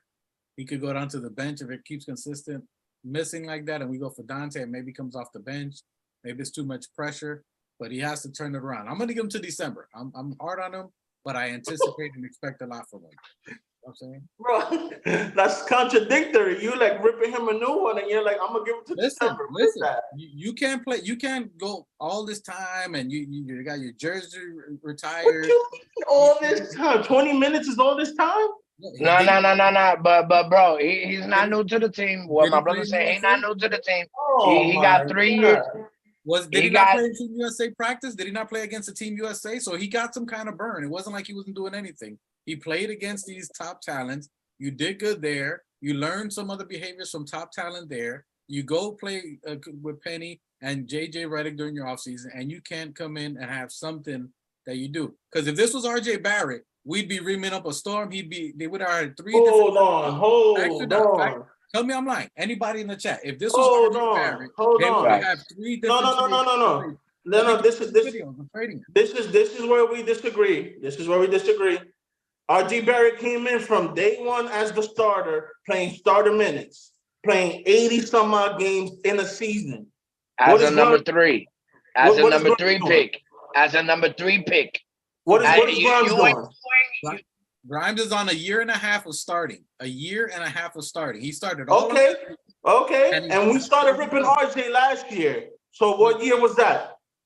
regardless of Number argument, year number Grimes. 3. What do you mean regardless? I gave RJ 3 solid years to show me something before I started ripping him. Before I started ripping him. But hey, come on, bro. what, Are you not gonna give Grimes the same time? What year is Grimes in? He's in his third year.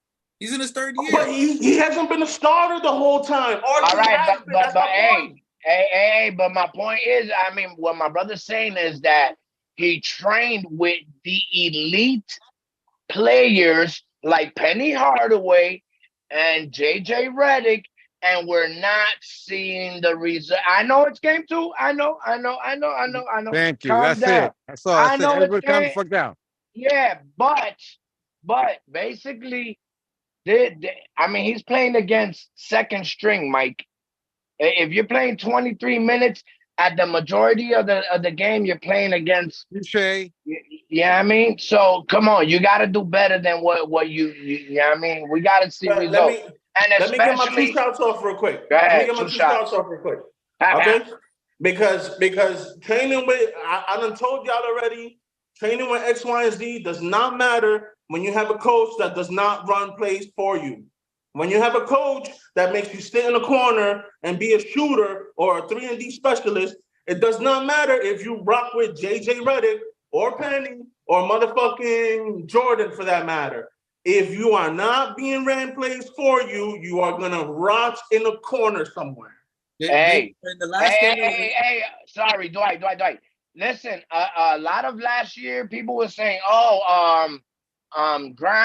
Grimes is there because Frenchie, whatever this nigga's name is, Frenchie can't step up and play defense. They wasn't running plays for Frenchie. Frenchie was getting it off. But Frenchie was getting it off. Grimes is a shooter too. Grimes is not a shooter. No.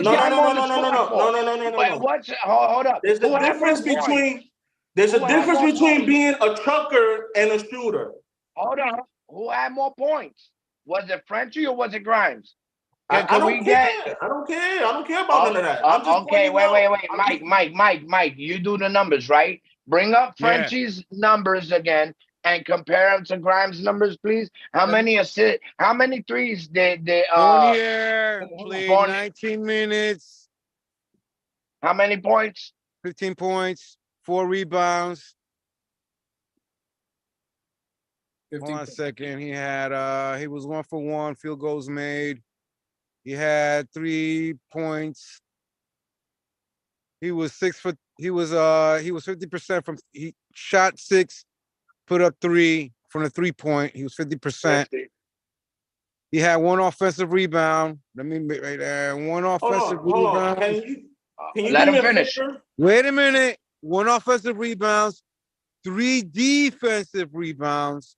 He turned the ball over 1 time, but was a negative 15.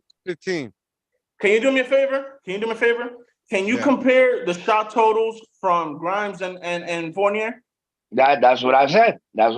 Bring up just the shot totals, though. Just the shot totals. Grimes had 5 shots. He made 2. He was 40% from the field. Bet. He shot 3 times from the 3-pointer, made none of them. So how many points? How many points did Grimes have? How many points Grimes? Grimes had 4 points. 4 points. Hold on. In total, hold on. Let me make my point. Can I make my point? In total, they were not running plays for Fournier. They were not running plays for Grimes, who is the starter over Fournier.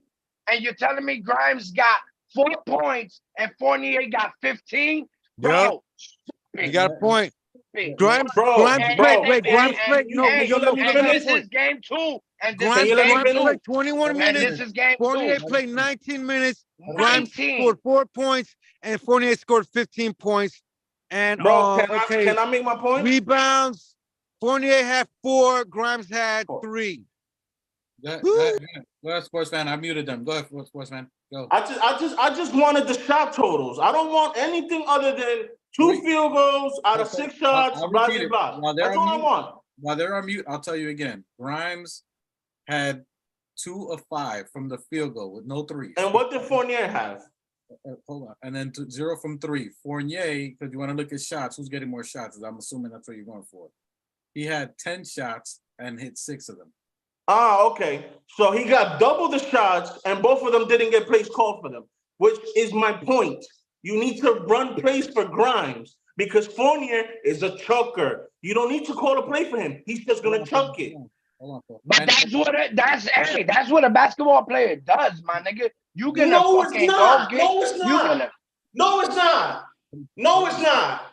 You gotta run a system, bro. Yo, You gotta run a system. At times, you That's why have to you have create for specialists. yourself. You have to be. You would have to be able to break down the defense and create shots for yourself.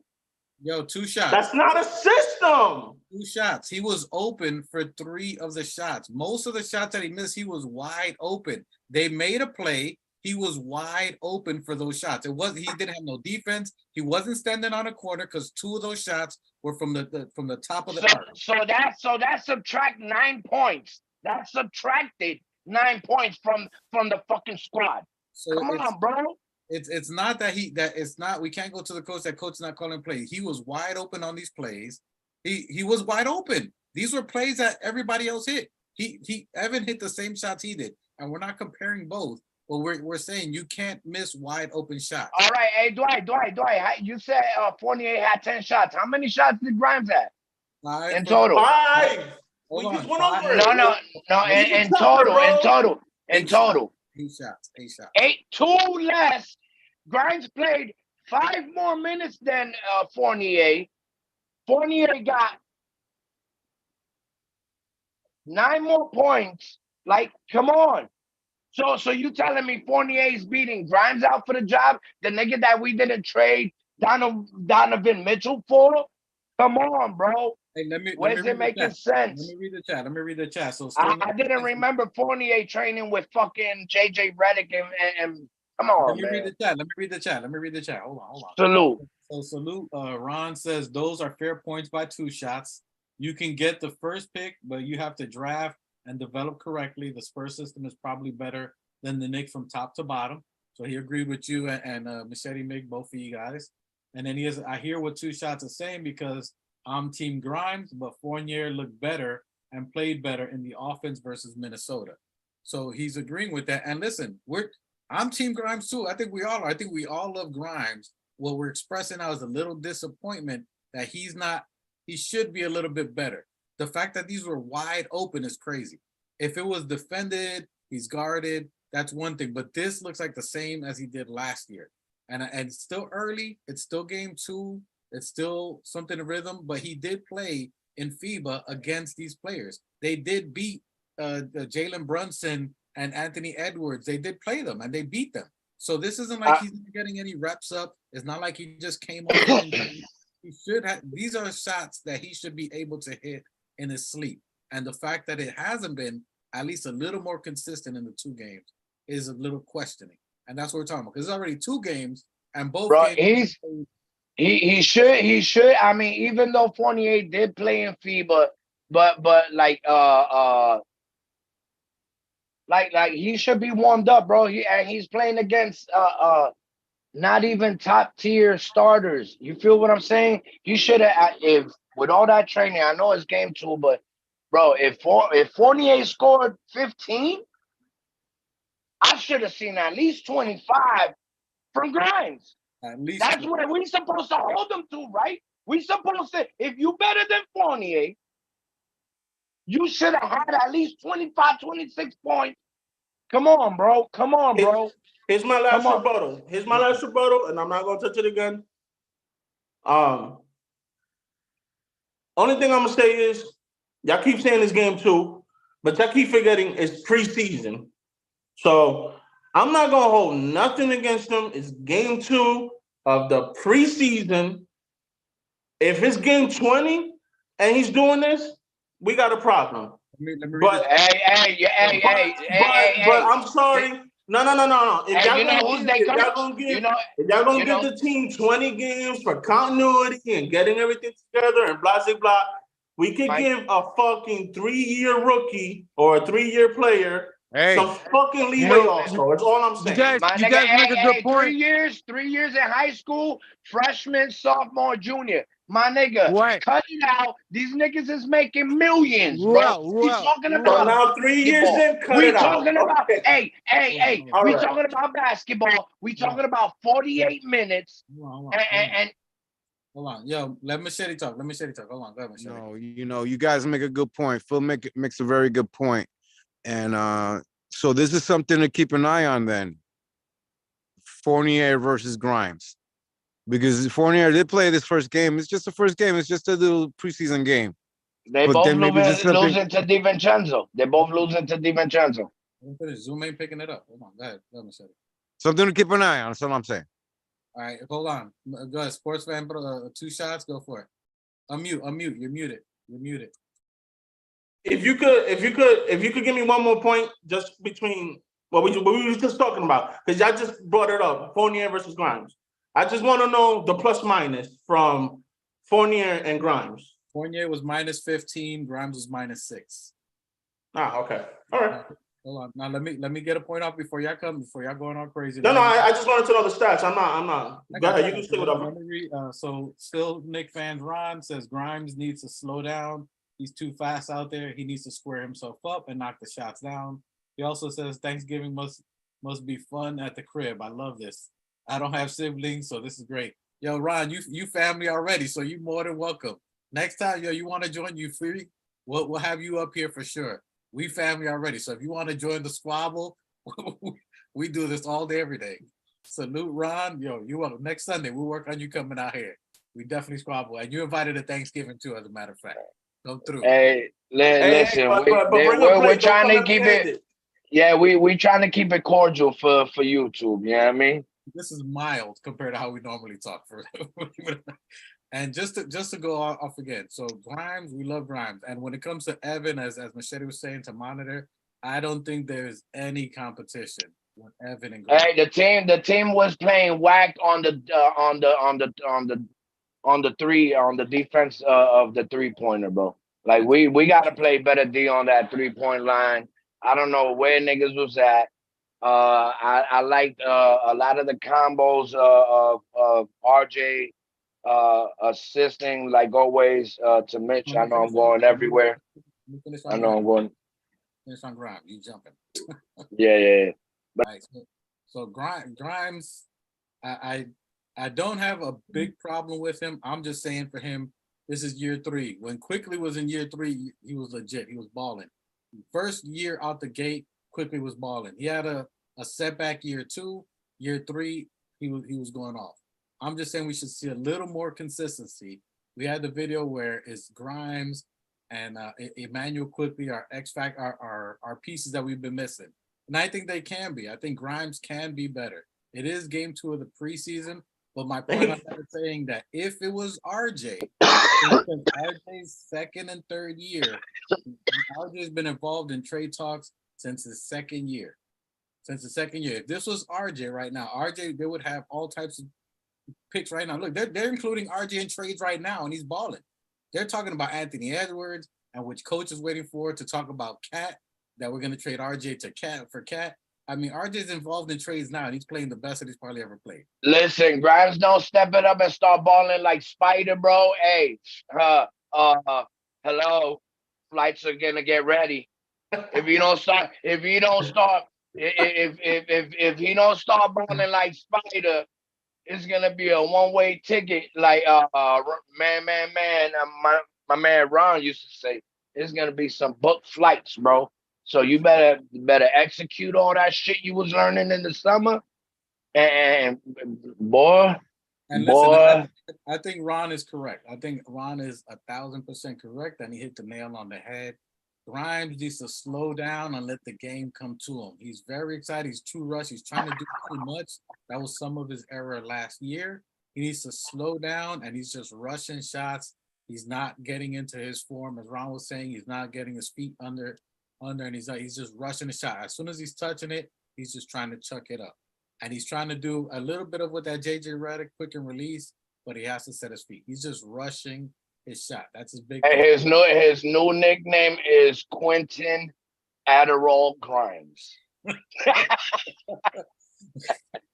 Skeet Grimes. My nigga Addy.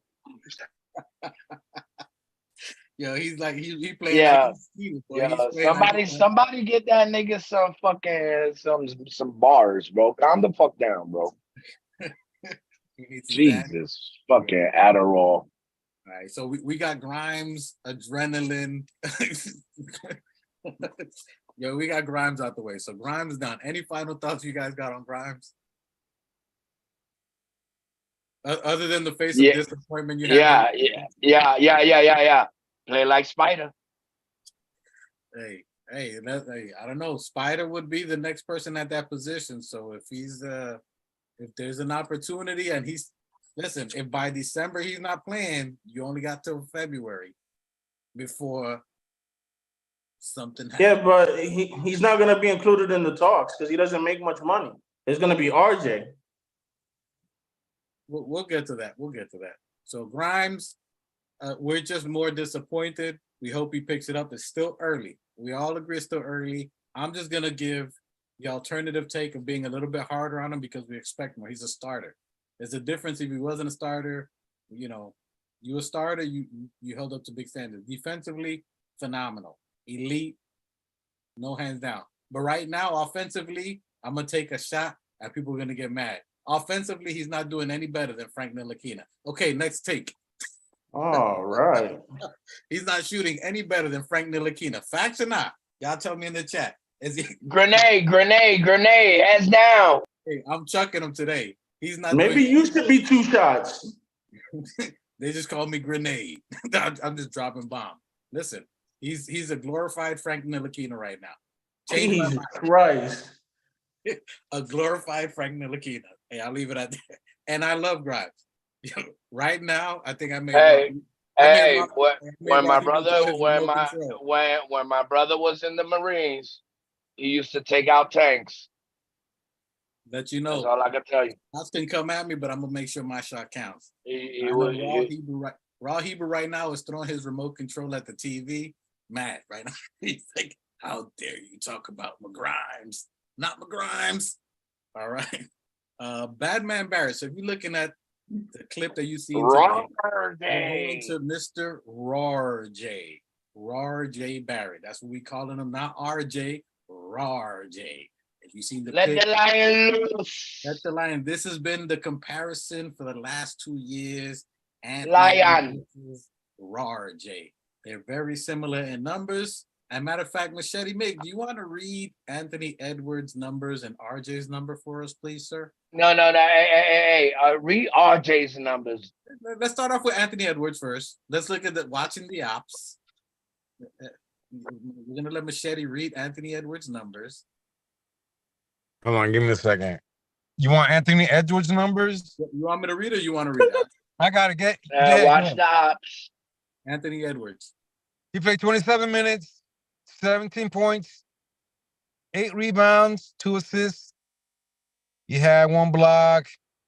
He was 18 for 6. He attempted 18, put up 6. Field goal, he was 33%. He had he was 3 of 9, 3 points. So basically an ugly game is what you're saying, because he took. Well, I mean, he was negative. He was actually a positive 3.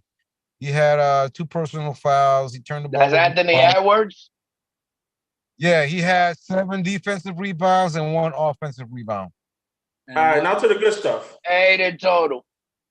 RJ. Going to do RJ, he had 23 minutes. He had 7 points, 8 rebounds, 4 assists. He was 2 of 8 field goal attempts. 25%. He was 2 of 5 and 3 points. That made him 40%. He was at 1 free throw. He was 4 of 1 in free throws, made him 25%. He had 8 defensive rebounds. No, actually, he had. Are you reading the right stat line? No, I'm reading the wrong one. Go ahead, Dwight. You do it because I'm All right, I driving. got it. Let me recap that. So I'm gonna recap it real quick. So we're going for Ant-Man. Let's go to Ant real quick. Anthony Edwards. He played 27. Oh, hold on. Dwight, you was there just watching this unfold and I was quiet. I was letting our stat guy go. He was reading the wrong shits. Ain't you reading the same ones? Let's go. All right. Nah. So let's go again. Anthony Edwards. So this is the normal comparison between both of them. He played 27 minutes. He had 17 points, 8 rebounds, and 2 assists. No steals. He had 1 block. He was 6 of 18. He took 18 shots, only made 6. That makes him 33% from the field.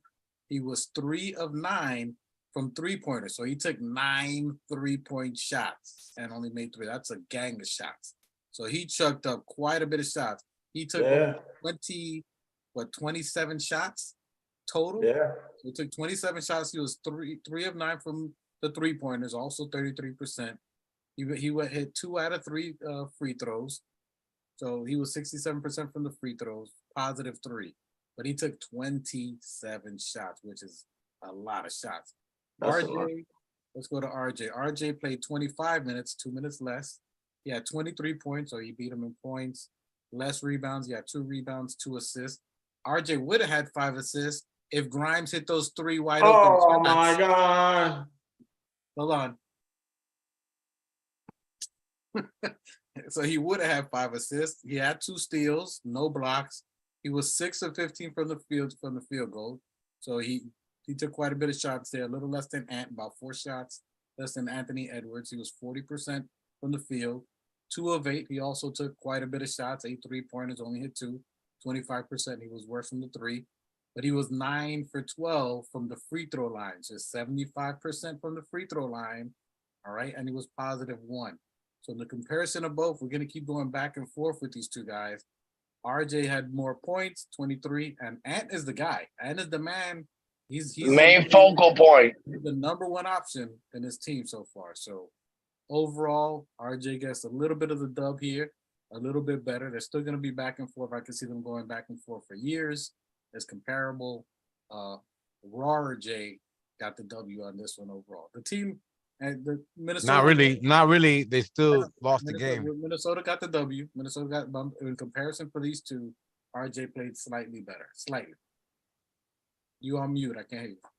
On player comparison, RJ got it. RJ got that one. RJ. Yeah, facts. Overall, RJ played good. I'm liking what I'm seeing him 2 games in a row. His finishing looks really good. Out of all the things we're talking about, 2 shots you've been calling for RJ to if I could just have him finish and finish and free throws, that like it drives me crazy. I was on a replay it. I'm about to edit. He just doesn't finish. He's terrible off the glass. If I do recall, am I right? 2 shots? That's what you were saying? Yeah, I'll own up to it. Go ahead. I'm gonna step away for a second. Go ahead and tell me your opinions on RJ. So on Badman Barrett, once again, I will own up to it. I did say that he needs to learn how to finish better at the rim, and he needs to clean up his free throws, which for the most part, from what I've seen in these 2 past preseason games, he's done that. Another thing that I said is I want him to work on the mid-range game, because having that mid-range game is going to open up everything else, the driving lane, the 3-point game, everything. And there was one really, really encouraging play that I saw where it was a fast break. He got the pass. Instead of barreling in and going for the foul and chucking it up, he pulled up from mid-range and banged it. And it looked smooth. So everything that I wanted this man to work on, he has shown me signs of improvement in the first game and the second game. And once again, I want to give 2 shots to salute the man, because he worked on his craft and he's showing the fruits of his labor. Bow, bow. Shout out to Badman Barrett, the Jamaican Canadian Six Lord. I'm gonna call him Lord because I can't call him God. But shout out to Barry. He's doing it up. I definitely love what I see. What I've been seeing from him. Okay, New Knicks. What were some of your thoughts on what you saw from RJ? I mean, he's coming in with that fever. Yeah, I mean, fever, RJ. He's not with the slow starts. And I definitely like that he's always one of the first to always find Mitch for the lob. Yeah, I mean that one out of those two assists, was to Mitch for that lob, and I think we'll get to Deuce at a later time, but that lob needs to be like more of a threat from RJ, and RJ always like Sports Toronto say he's playing a lot smarter. That little pull up mid range does show that he's playing smarter, better than harder, even though he's a bully himself. Yeah, I mean, so it looks like he's mastering his craft, and you got to give him kudos, and you definitely see what he's been working on in the summer. You see it on the court, even though it's game two. He's definitely better than Anthony Edwards. So those people comparing those two, yeah, I mean, let's calm down with that. Machete Mig, what were some of your thoughts on what you saw from RJ and any initial thoughts within this game and the last game? What are you seeing from him? He's good, man. He's ready. I mean, what do you expect from him to go all out? RJ's gonna be ready, man. When it comes into the playoffs, he's gonna be ready. He's just warming up, some people it takes him a little while in the beginning just to warm up. He doesn't need to go hard right now. He's saving it. He's ready. He already showed you what he could do in FIBA. He's physically ready. He's just a little bit like a little bit bigger version, like Ross said, just a little bit bigger version of the same RJ. But he's gonna have a slow start in the beginning, and barring health, if he doesn't get sick or get injured, and he can get a good roll going. I think that he was getting a good roll going in the beginning of last year, but he got sick and then he got injured. And I think that kind of interfered with his progress. But he was still there in the playoffs for us. He was there and he was ready. And he's going to be the same this year. And it shows already that he's just physically ready. He's strong. He's more confident, I think. Probably he could be a little more finesse. I mean, that first game, he was 9 for 9 in his free throws, so he can do it. So he just has to be a little bit more consistent. I think he will be, and I think he's ready. And he'll be ready when he has to be ready. Hey, didn't he bang it on Cat? I think he banged it on Cat. No. He missed it. He tried to. RJ's being talked there. RJ's being talked amongst the top guys in his peer in his class.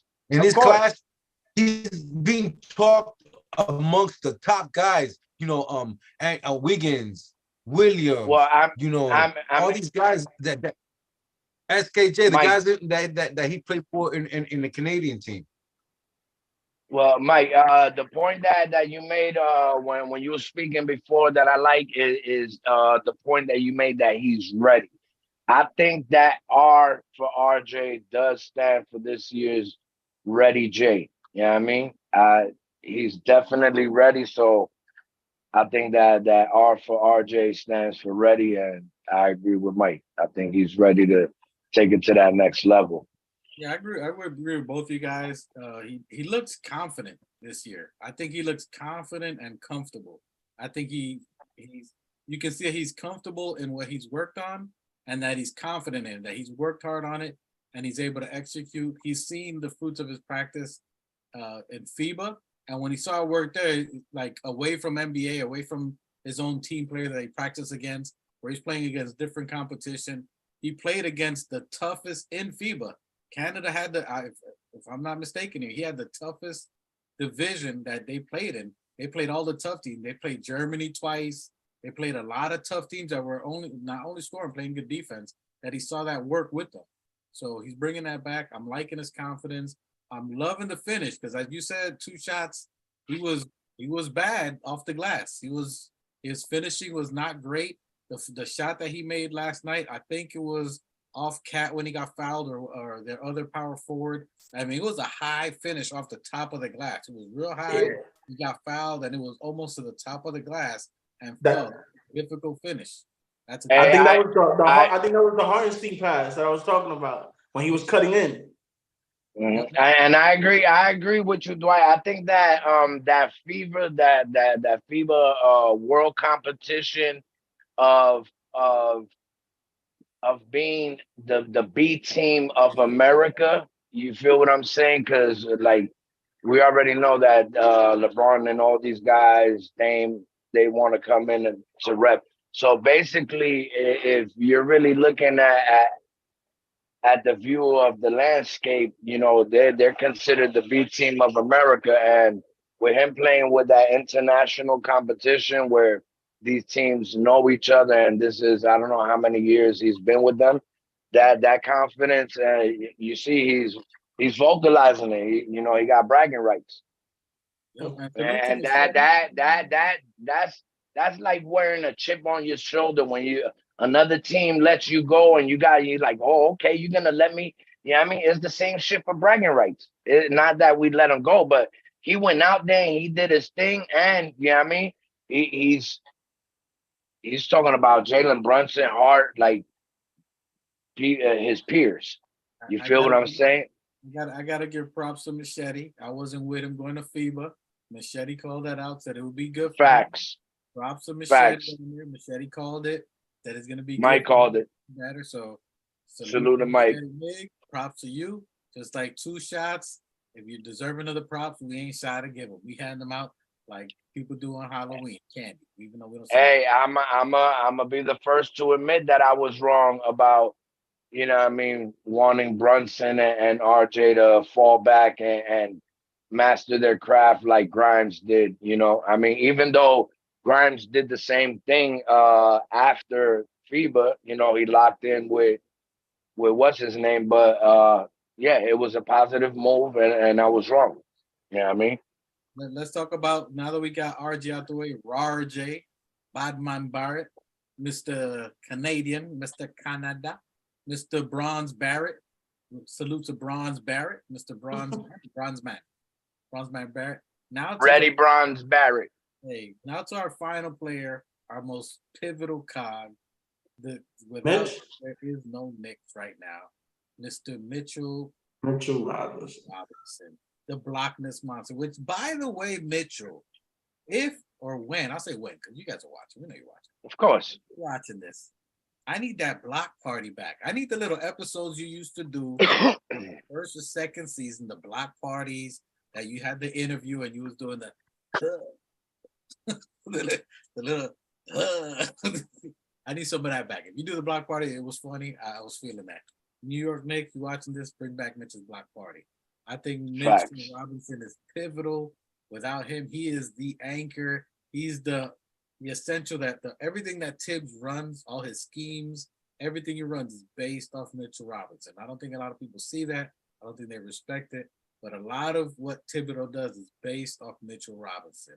His defense, his rebounding ability. If he wasn't a freak of nature the way he is, to be able to be an elite rebounder or blocker or presence or interrupt the players, a lot of his teammates count on him too, because when they slip on defense, which we know they do, RJ Barrett last year, Sleepy Smurf Randall back last year, that Mitchell just come and just play 2 people essentially all game. So I think Mitchell Robinson looks real sharp. He looks comfortable at his weight. I think Machete was talking about him getting injured. He gained a lot of weight too fast. That's how he hurt and broke his foot. I mean, he looks physically strong in his legs, and he looks comfortable at that weight. He looks like he's moving good. He doesn't look like he's breathing too hard. What are some of your thoughts that you saw 2 shots that when you saw Mitch out there? Oh man, I love Mitch. The one play that comes to mind is when Cat went for the dunk or the layup or whatever, and Mitch blocked him from behind. That was beautiful. I mean, what more can I say about Mitch? Again, it's a second preseason game. I don't want to go super hard on these guys. I am very encouraged by what I'm seeing.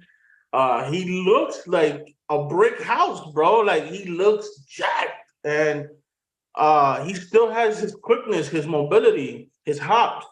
So I'm super excited. Like that, there's not much more I can say. I'm super excited. The signs are there. It's just I need them to put it all together from day one to game 82. And I know that they're gonna do good because Tibbs cares about the season. You know, there's teams that maybe don't go 100% like the Heat. You know, they try to reserve some.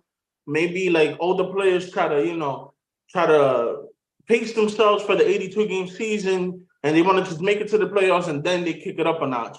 But that's not Tibbs. That Tibbs doesn't know how to go 80%. He's like balls to the wall all the time. So I know we're gonna do good in the regular season. Everything that we've wanted them to work on, it looks like they've worked on it and they have improved. And that's the major thing. I don't really care about wins or losses right now. I just want to see the product. I want to see what you were doing bad on last year as opposed to right now, which again, I know we're talking about Mitch, but Barrett with the free throws, Julius with the no, not all those turnovers, you know what I mean?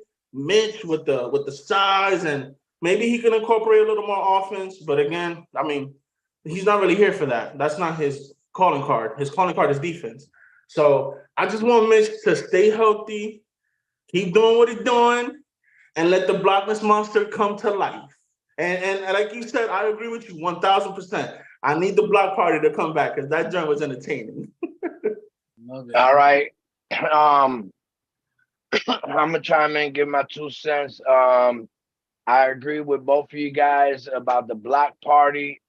In order for that to happen, I think Mitch has to initiate and channel his Matumbo and come back with those blocks that he excited the fan base with in his first 2-3 seasons, where he was the only center to have like 17 blocks from the 3 point. So I think he got to come back to that now that he mastered his size, his weight.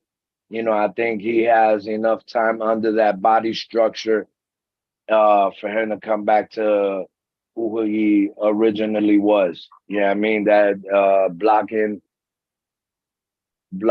blockness monster was his name because it was his DNA. Yeah, I mean that's his calling card.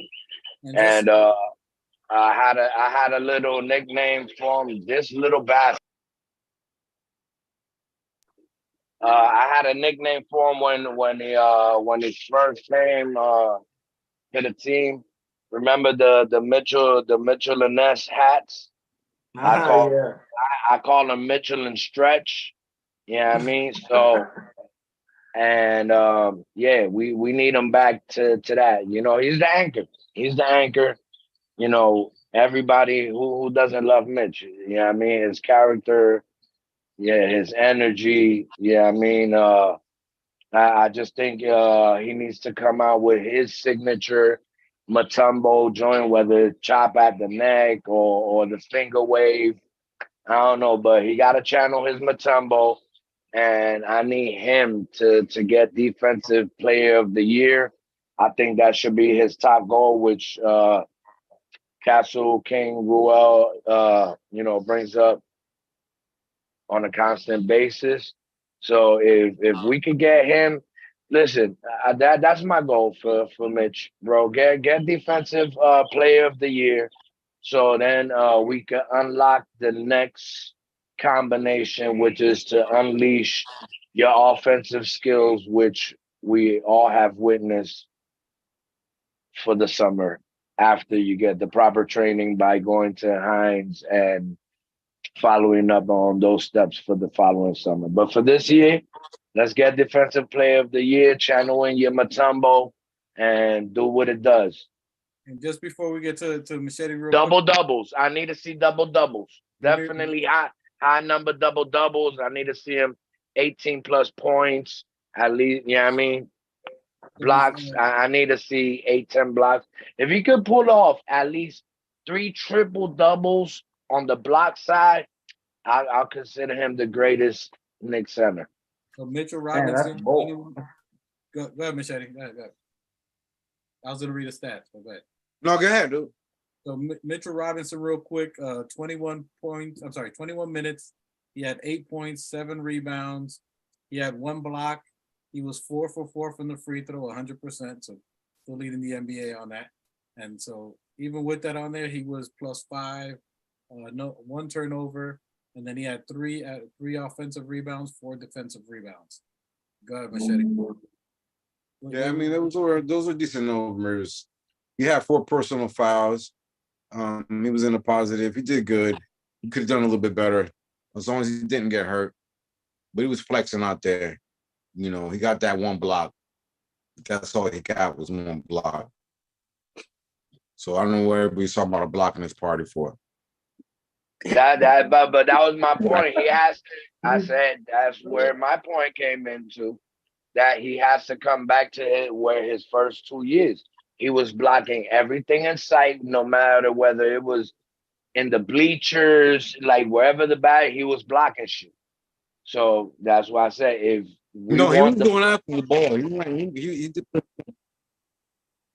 He did have 3 blocks the last game. So he still had him. He's still up there. yeah, we got to see at least 5 plus blocks. Yeah, I mean, 5 plus blocks a game. And his backup Sims. I mean, we'll get to him, but you know, definitely not seeing a lot of defense. Yeah, Sims did all right. Sims did okay on there. So what you're going him, but I mean the other players we can go back and forth, but they're all right. They're getting their they're getting their feet wet. They're getting some minutes.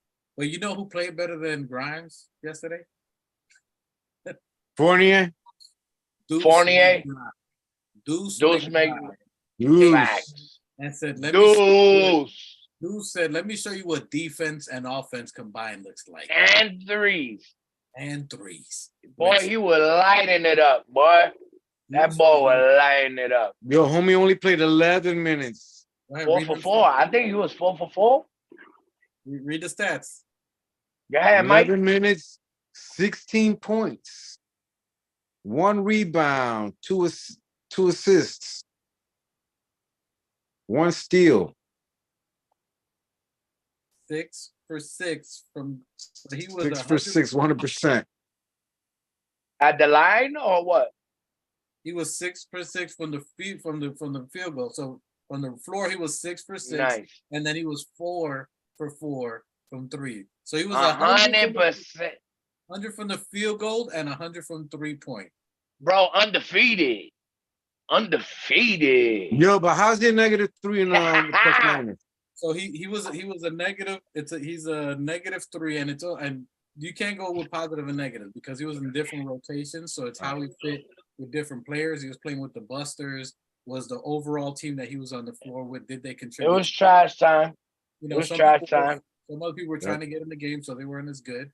So his numbers were great, but the players that he was with, did they create a positive towards the team or towards winning? So it's a conglomerate evaluation when you look at positive, negatives of who's on the floor. Doesn't always represent that individual player. It looks at who that player's on the floor with. So that's how they got some of that number. But overall, perfect from the field goal, perfect from threes, which is very undefeated. Good.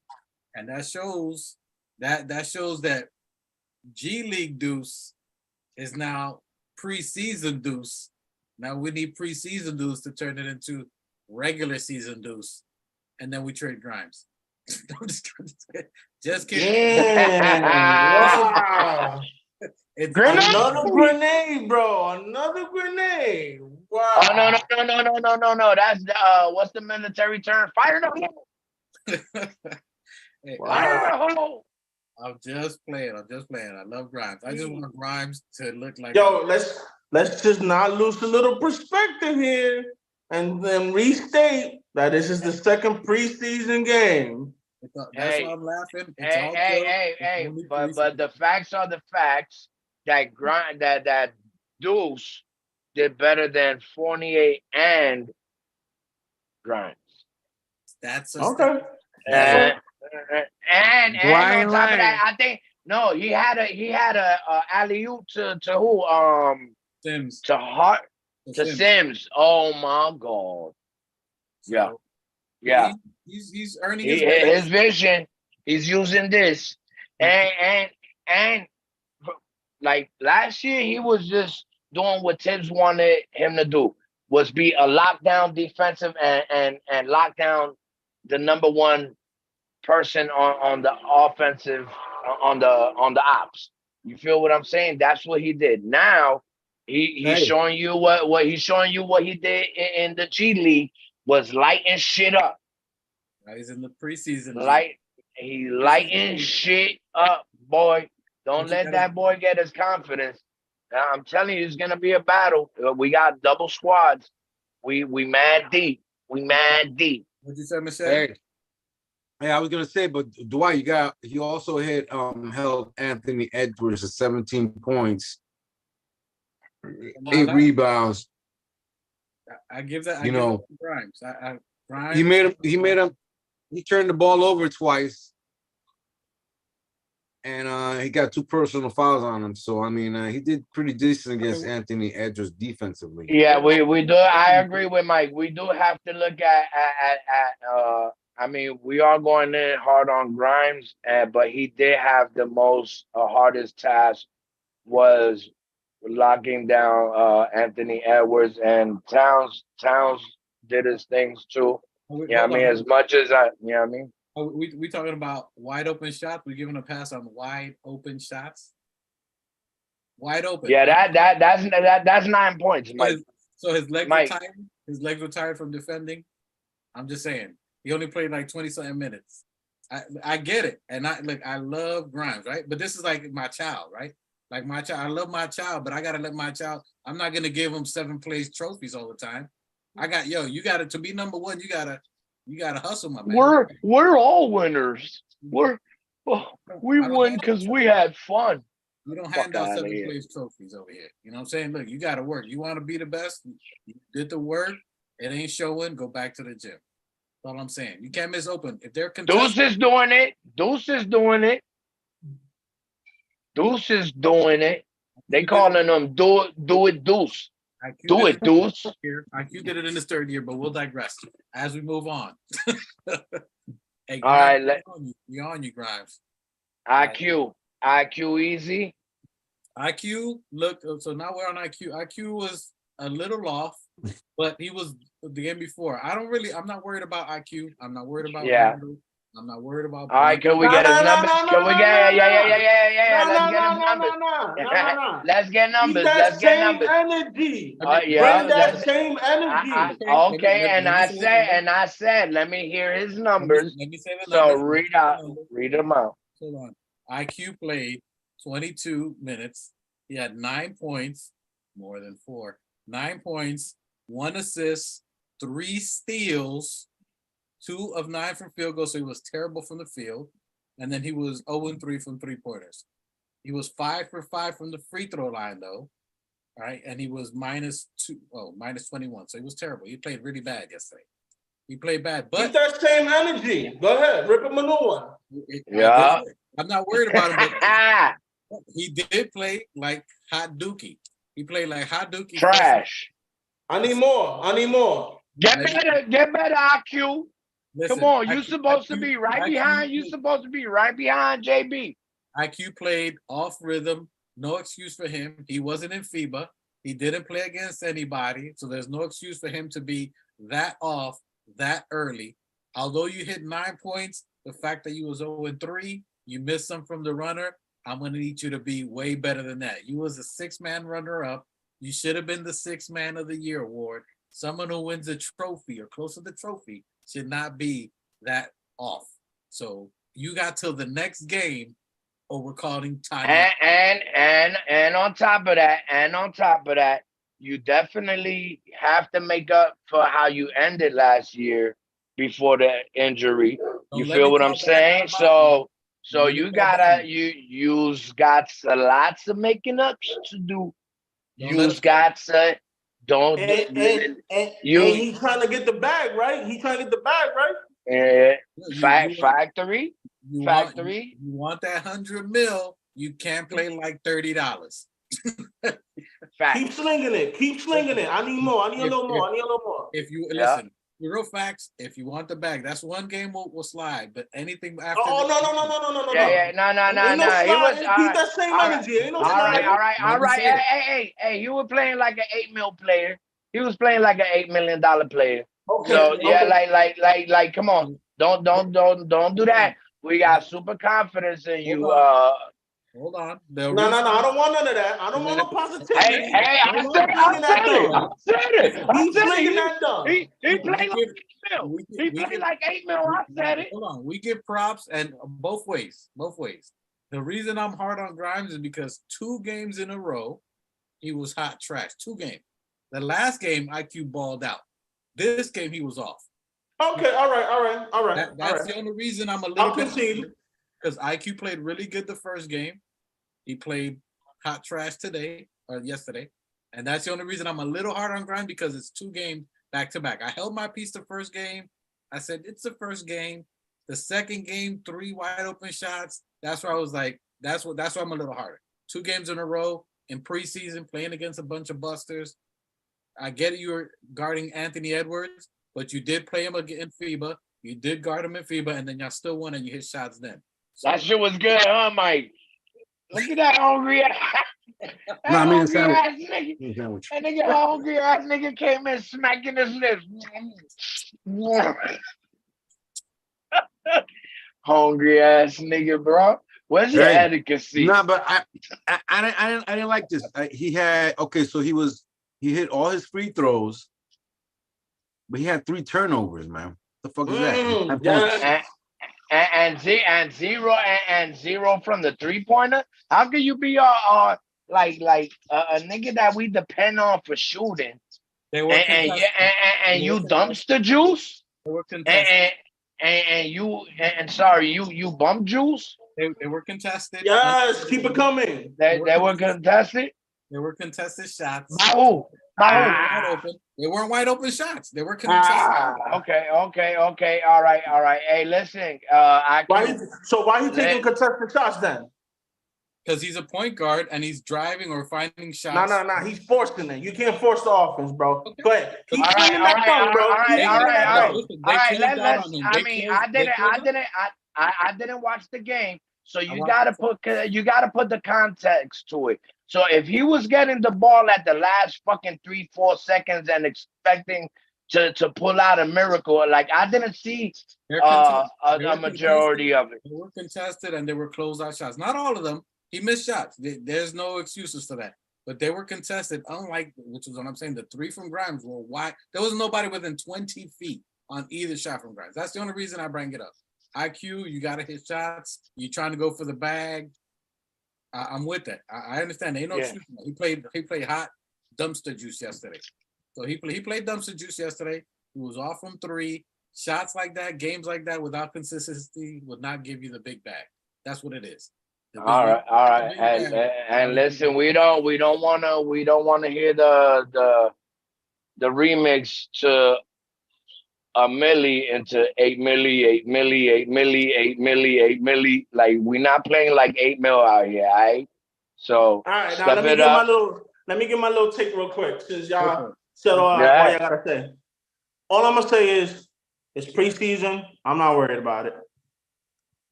So you make us empty out clips for you to come in with your double parachute ass. Listen, that's right. He want to look like that, and he want to look like the guy to do. Say, dudes, I know it's crazy. Fuck out of here. Hey, listen, Tips don't care whether it's preseason training camp, you out in the parking lot playing fucking King of the Court. It don't matter, bro. Like we here to win. We shouldn't lose to two talents when we got 2 teams. Because it's only Carl Anthony Towns. Hey, listen. And nah. But that boy might not, and the other nigga was like I'm not saying that they're not Carl Anthony Towns or Ant-Man, but I'm saying it's two of them versus 10 of us, bro. This is uncalled for. This is Hey, well, again, I mean, I'm only making y'all unload the preseason. clip. I'm only making Yeah. y'all unload the clip Hey, because I'm y'all gonna make unloaded it. the clip on my man Grimes. All And right, hey, guess what? I'm gonna create a logo for you. It's gonna be a little fat nigga with a Knicks hat with 2 guns and 30 clips with 2 parachutes. I'm You with heard? it. I'll take it. That'd be Hey, my logo. you know what he I did? got you. I Hey, got you. You know Bet. what he Now, did? now, now, let me just say this though. Let me just say this because I've been consistent since the beginning of the show, talking about it's game 2 of the preseason. Yeah. And I'm gonna quote my man from earlier today. We talking about practice, but I digress. You guys want to go over here? Y'all want to throw grenades and missiles at my man Grimes? So y'all gonna throw grenades and missiles at everybody? No. We've been You know what he we did? what he did? Yeah, he got us out on the ledge. He said, "Yeah, Yeah. I'm gonna jump with you He too." said, "I'm gonna jump. Come on, And he all pushed of us. us at the count of 3. 1, 2, pump fake." Nah. I didn't pump fake. I pushed y'all off the ledge. I pushed y'all. I own that. Yeah. You're like, come on. Let's all jump. Come on. Let's hear it. Let's all jump. Like you was gonna come in with a hot. Listen, stop it. I'm just saying. I've been saying this since the beginning of the show. It's game 2 of the preseason. All That's right. it. Hey, listen. You said we talking about practice, and I rebutted that. We talking about Tibbs. We talking about Tibbs. Hey, What did I say about this? Hold I'm on. just saying. No. My point saying. My point. Hey. My point being is that it matters to Tibbs whether it's preseason, practice, regular season, playoffs. Everything matters to Tibbs. I can't stand on the ledge on this one because I gave my man his props early in the show. I said, No. I'm just rebuttaling. I'm rebuttaling that you said we're talking about practice, and I'm telling you, we're talking about Tibbs. Tibbs cares about practice. Tibbs cares about preseason. Tibbs cares about, you know what I mean? 3 hours. We'll be here 3 hours with Tibbs. We All right. on it. All right, let's start wrapping it up. I think we're good on everybody else that we're talking about. Good game 2. We, as Knicks fans, as always, we always go over the top, but we evaluate our team because we love our team. Good, bad, or indifferent. We ain't gonna hold no smoke. We're gonna let everybody know what's up. We ain't just gonna fluff out here and tell people they're great or just go real hard. If we're gonna give you a bad decision or be tough on you or a tough grade, we're gonna tell you how you can get better or what we think you could get better. Overall, the team looks good. We should be doing good. For the next game, I think our next game is Wednesday. I think that's our next game against Boston. I got to double check when our next game is, but for sure Wednesday's going to be a big game. Tuesday. We play Tuesday. Tuesday we play Boston. Wednesday we play Washington. Okay, that's what it was. So Tuesday's going to be a big game. Wednesday's probably going to be light. Other people are trying to make teams. Are going to go against Washington. Back to back. Washington's going to be hot trash, so I don't think Washington's going to do anything. So the big game. Yeah, but we're playing a back to back, Dwight. That like you got to throw that into. That's what I mean. Like, Boston is going to be the game that we're going to go hard in, and that's going Porzingis is going to play. Yeah, it's going to be a big game. And then the back to back, they're going to rest all our best players. Let Deuce and everybody else who's trying to make the team, Charlie Brown and Roby and everybody else play the Washington because Washington's garbage. There's no reason to play a back to back. So I think the best game that we're going to play is going to be Tuesday against Boston. So that's going to be something to look at. But overall, I'm satisfied with what we have. As you said, 2 shots. I have seen the improvement on players. We asked for the improvement. We've seen that come to play in 2 games. There's some players who need to step up a little more. Okay. All right. Other than we should be doing good. We'll see game 3. I expect 37 points from Grimes in Boston. And I expect 27 steals. And I'm expecting 40 from Randall. Bro, if Grimes could set the tempo off with like 5 threes in the first quarter, You break the if he can just break the NBA record in Yeah. the first I game. mean, shit, he on. Come on, man, do something, bro. I know it's game. It's preseason. You should be able to, bro. It's like somebody. This one you should be balling out. We're poking him. Do something. Do something. Nigga. We're Yeah, gonna close this out, and do not be wide open and fucking miss, bro. hey, so we'll be back. If y'all down for a late game Tuesday, if y'all want to do a late show Tuesday, I'm down. If you guys are down, salute. I know you're Facts. looking at the 7 Gucci, so we might do a recap of the game Tuesday. That's gonna be the important one. But we appreciate you guys tuning in to the Organic Fanatics. We appreciate you guys watching live. We appreciate everybody in the chat. Salute, still Knicks fans, Ron, Coach, everybody that's in the chat. We appreciate you guys. We appreciate Salute to the chat. Yo, give a thumbs up or down. Even if it's a thumbs down, just something to just send it out there. Let us know. Are we crazy? Do we talk trash? Hey, everybody out there watching, support still Knicks fans on Nothing But Knicks network. Super guy, you know what I mean? Very knowledgeable team. We watch the pod. We watch Nothing But Knicks. We're big supporters of everybody out there in the content world. You know what I mean? We the rookies. We basically the rookies, you know what I mean? So We're the deuce of the league. We're deuce. yeah, we so can't get in the minutes yet. yeah. We trying to get our minutes up, so you know, help us get our subscribers up. You know, shout out to Still Knicks fan for being a big supporter of the channel. Nothing But Knicks fans. Nothing But Knicks. Nothing But Knicks. They support us. You know what I mean? We appreciate the love and the support. Still Nick fan does this show Mondays, and he has the Know the Ledges on Saturdays about 12 p.m. So check the shows out. Still Nick fans is the bomb. Great person, great family man, great content, knows what he's talking Shout about. out to Sims as well. Salute to Sims, Nothing But Knicks, MBK fam, the whole fam, the conglomerate out there. They're like a mafia. All of the Still Nick fans out there. We appreciate you. Blarns, Tears. We support everybody. Everybody that's out there, we salute you. Facts. Tony Crow, everybody out there, Dope Soul, everybody, we appreciate you guys. Check us, leave a comment, good, bad, or indifferent. We appreciate you guys. Love and support. Support the other podcasts because they're all amazing. And we all right. We do it. We all right. Leave a comment. Let us know what you feel. You think we're jerks? You like they talk too much trash? Whatever. Put it in the comment. We chat all the time with you guys. Salute to Two Shots for always representing. My man is dedicated, always coming through. Family, friend, forever. That's for life. That's familia. Yeah, that's Facts. Life. Salute to my brother, my man right there, the Godfather right there, the new Knicks. We appreciate my brother forever for life. And you guys, there ain't no us without you. We appreciate you. And the most important, praise to the Most High. We appreciate you guys. Salute. Amen. Tuesday, we're gonna do some crazy. We're gonna be crazy. We're gonna try. Word. Shout out to the chat. You know what I mean? Shout out to everybody that was a part of the show, the replay gang. You know what I mean? Salute. Thank you for being here at home. You could have been anywhere else in the world, but you chose the Organics Fanatics show. We're not a podcast. We're a show, famcast. You know what I mean? We greatly appreciate that. Selfish plug. My record label, Billionaires Entertainment. Billionaires Entertainment. My squad, Black Empire, PGK.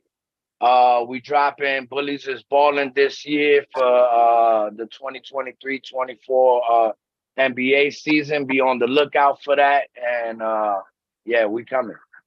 Yeah, peace out, people. We appreciate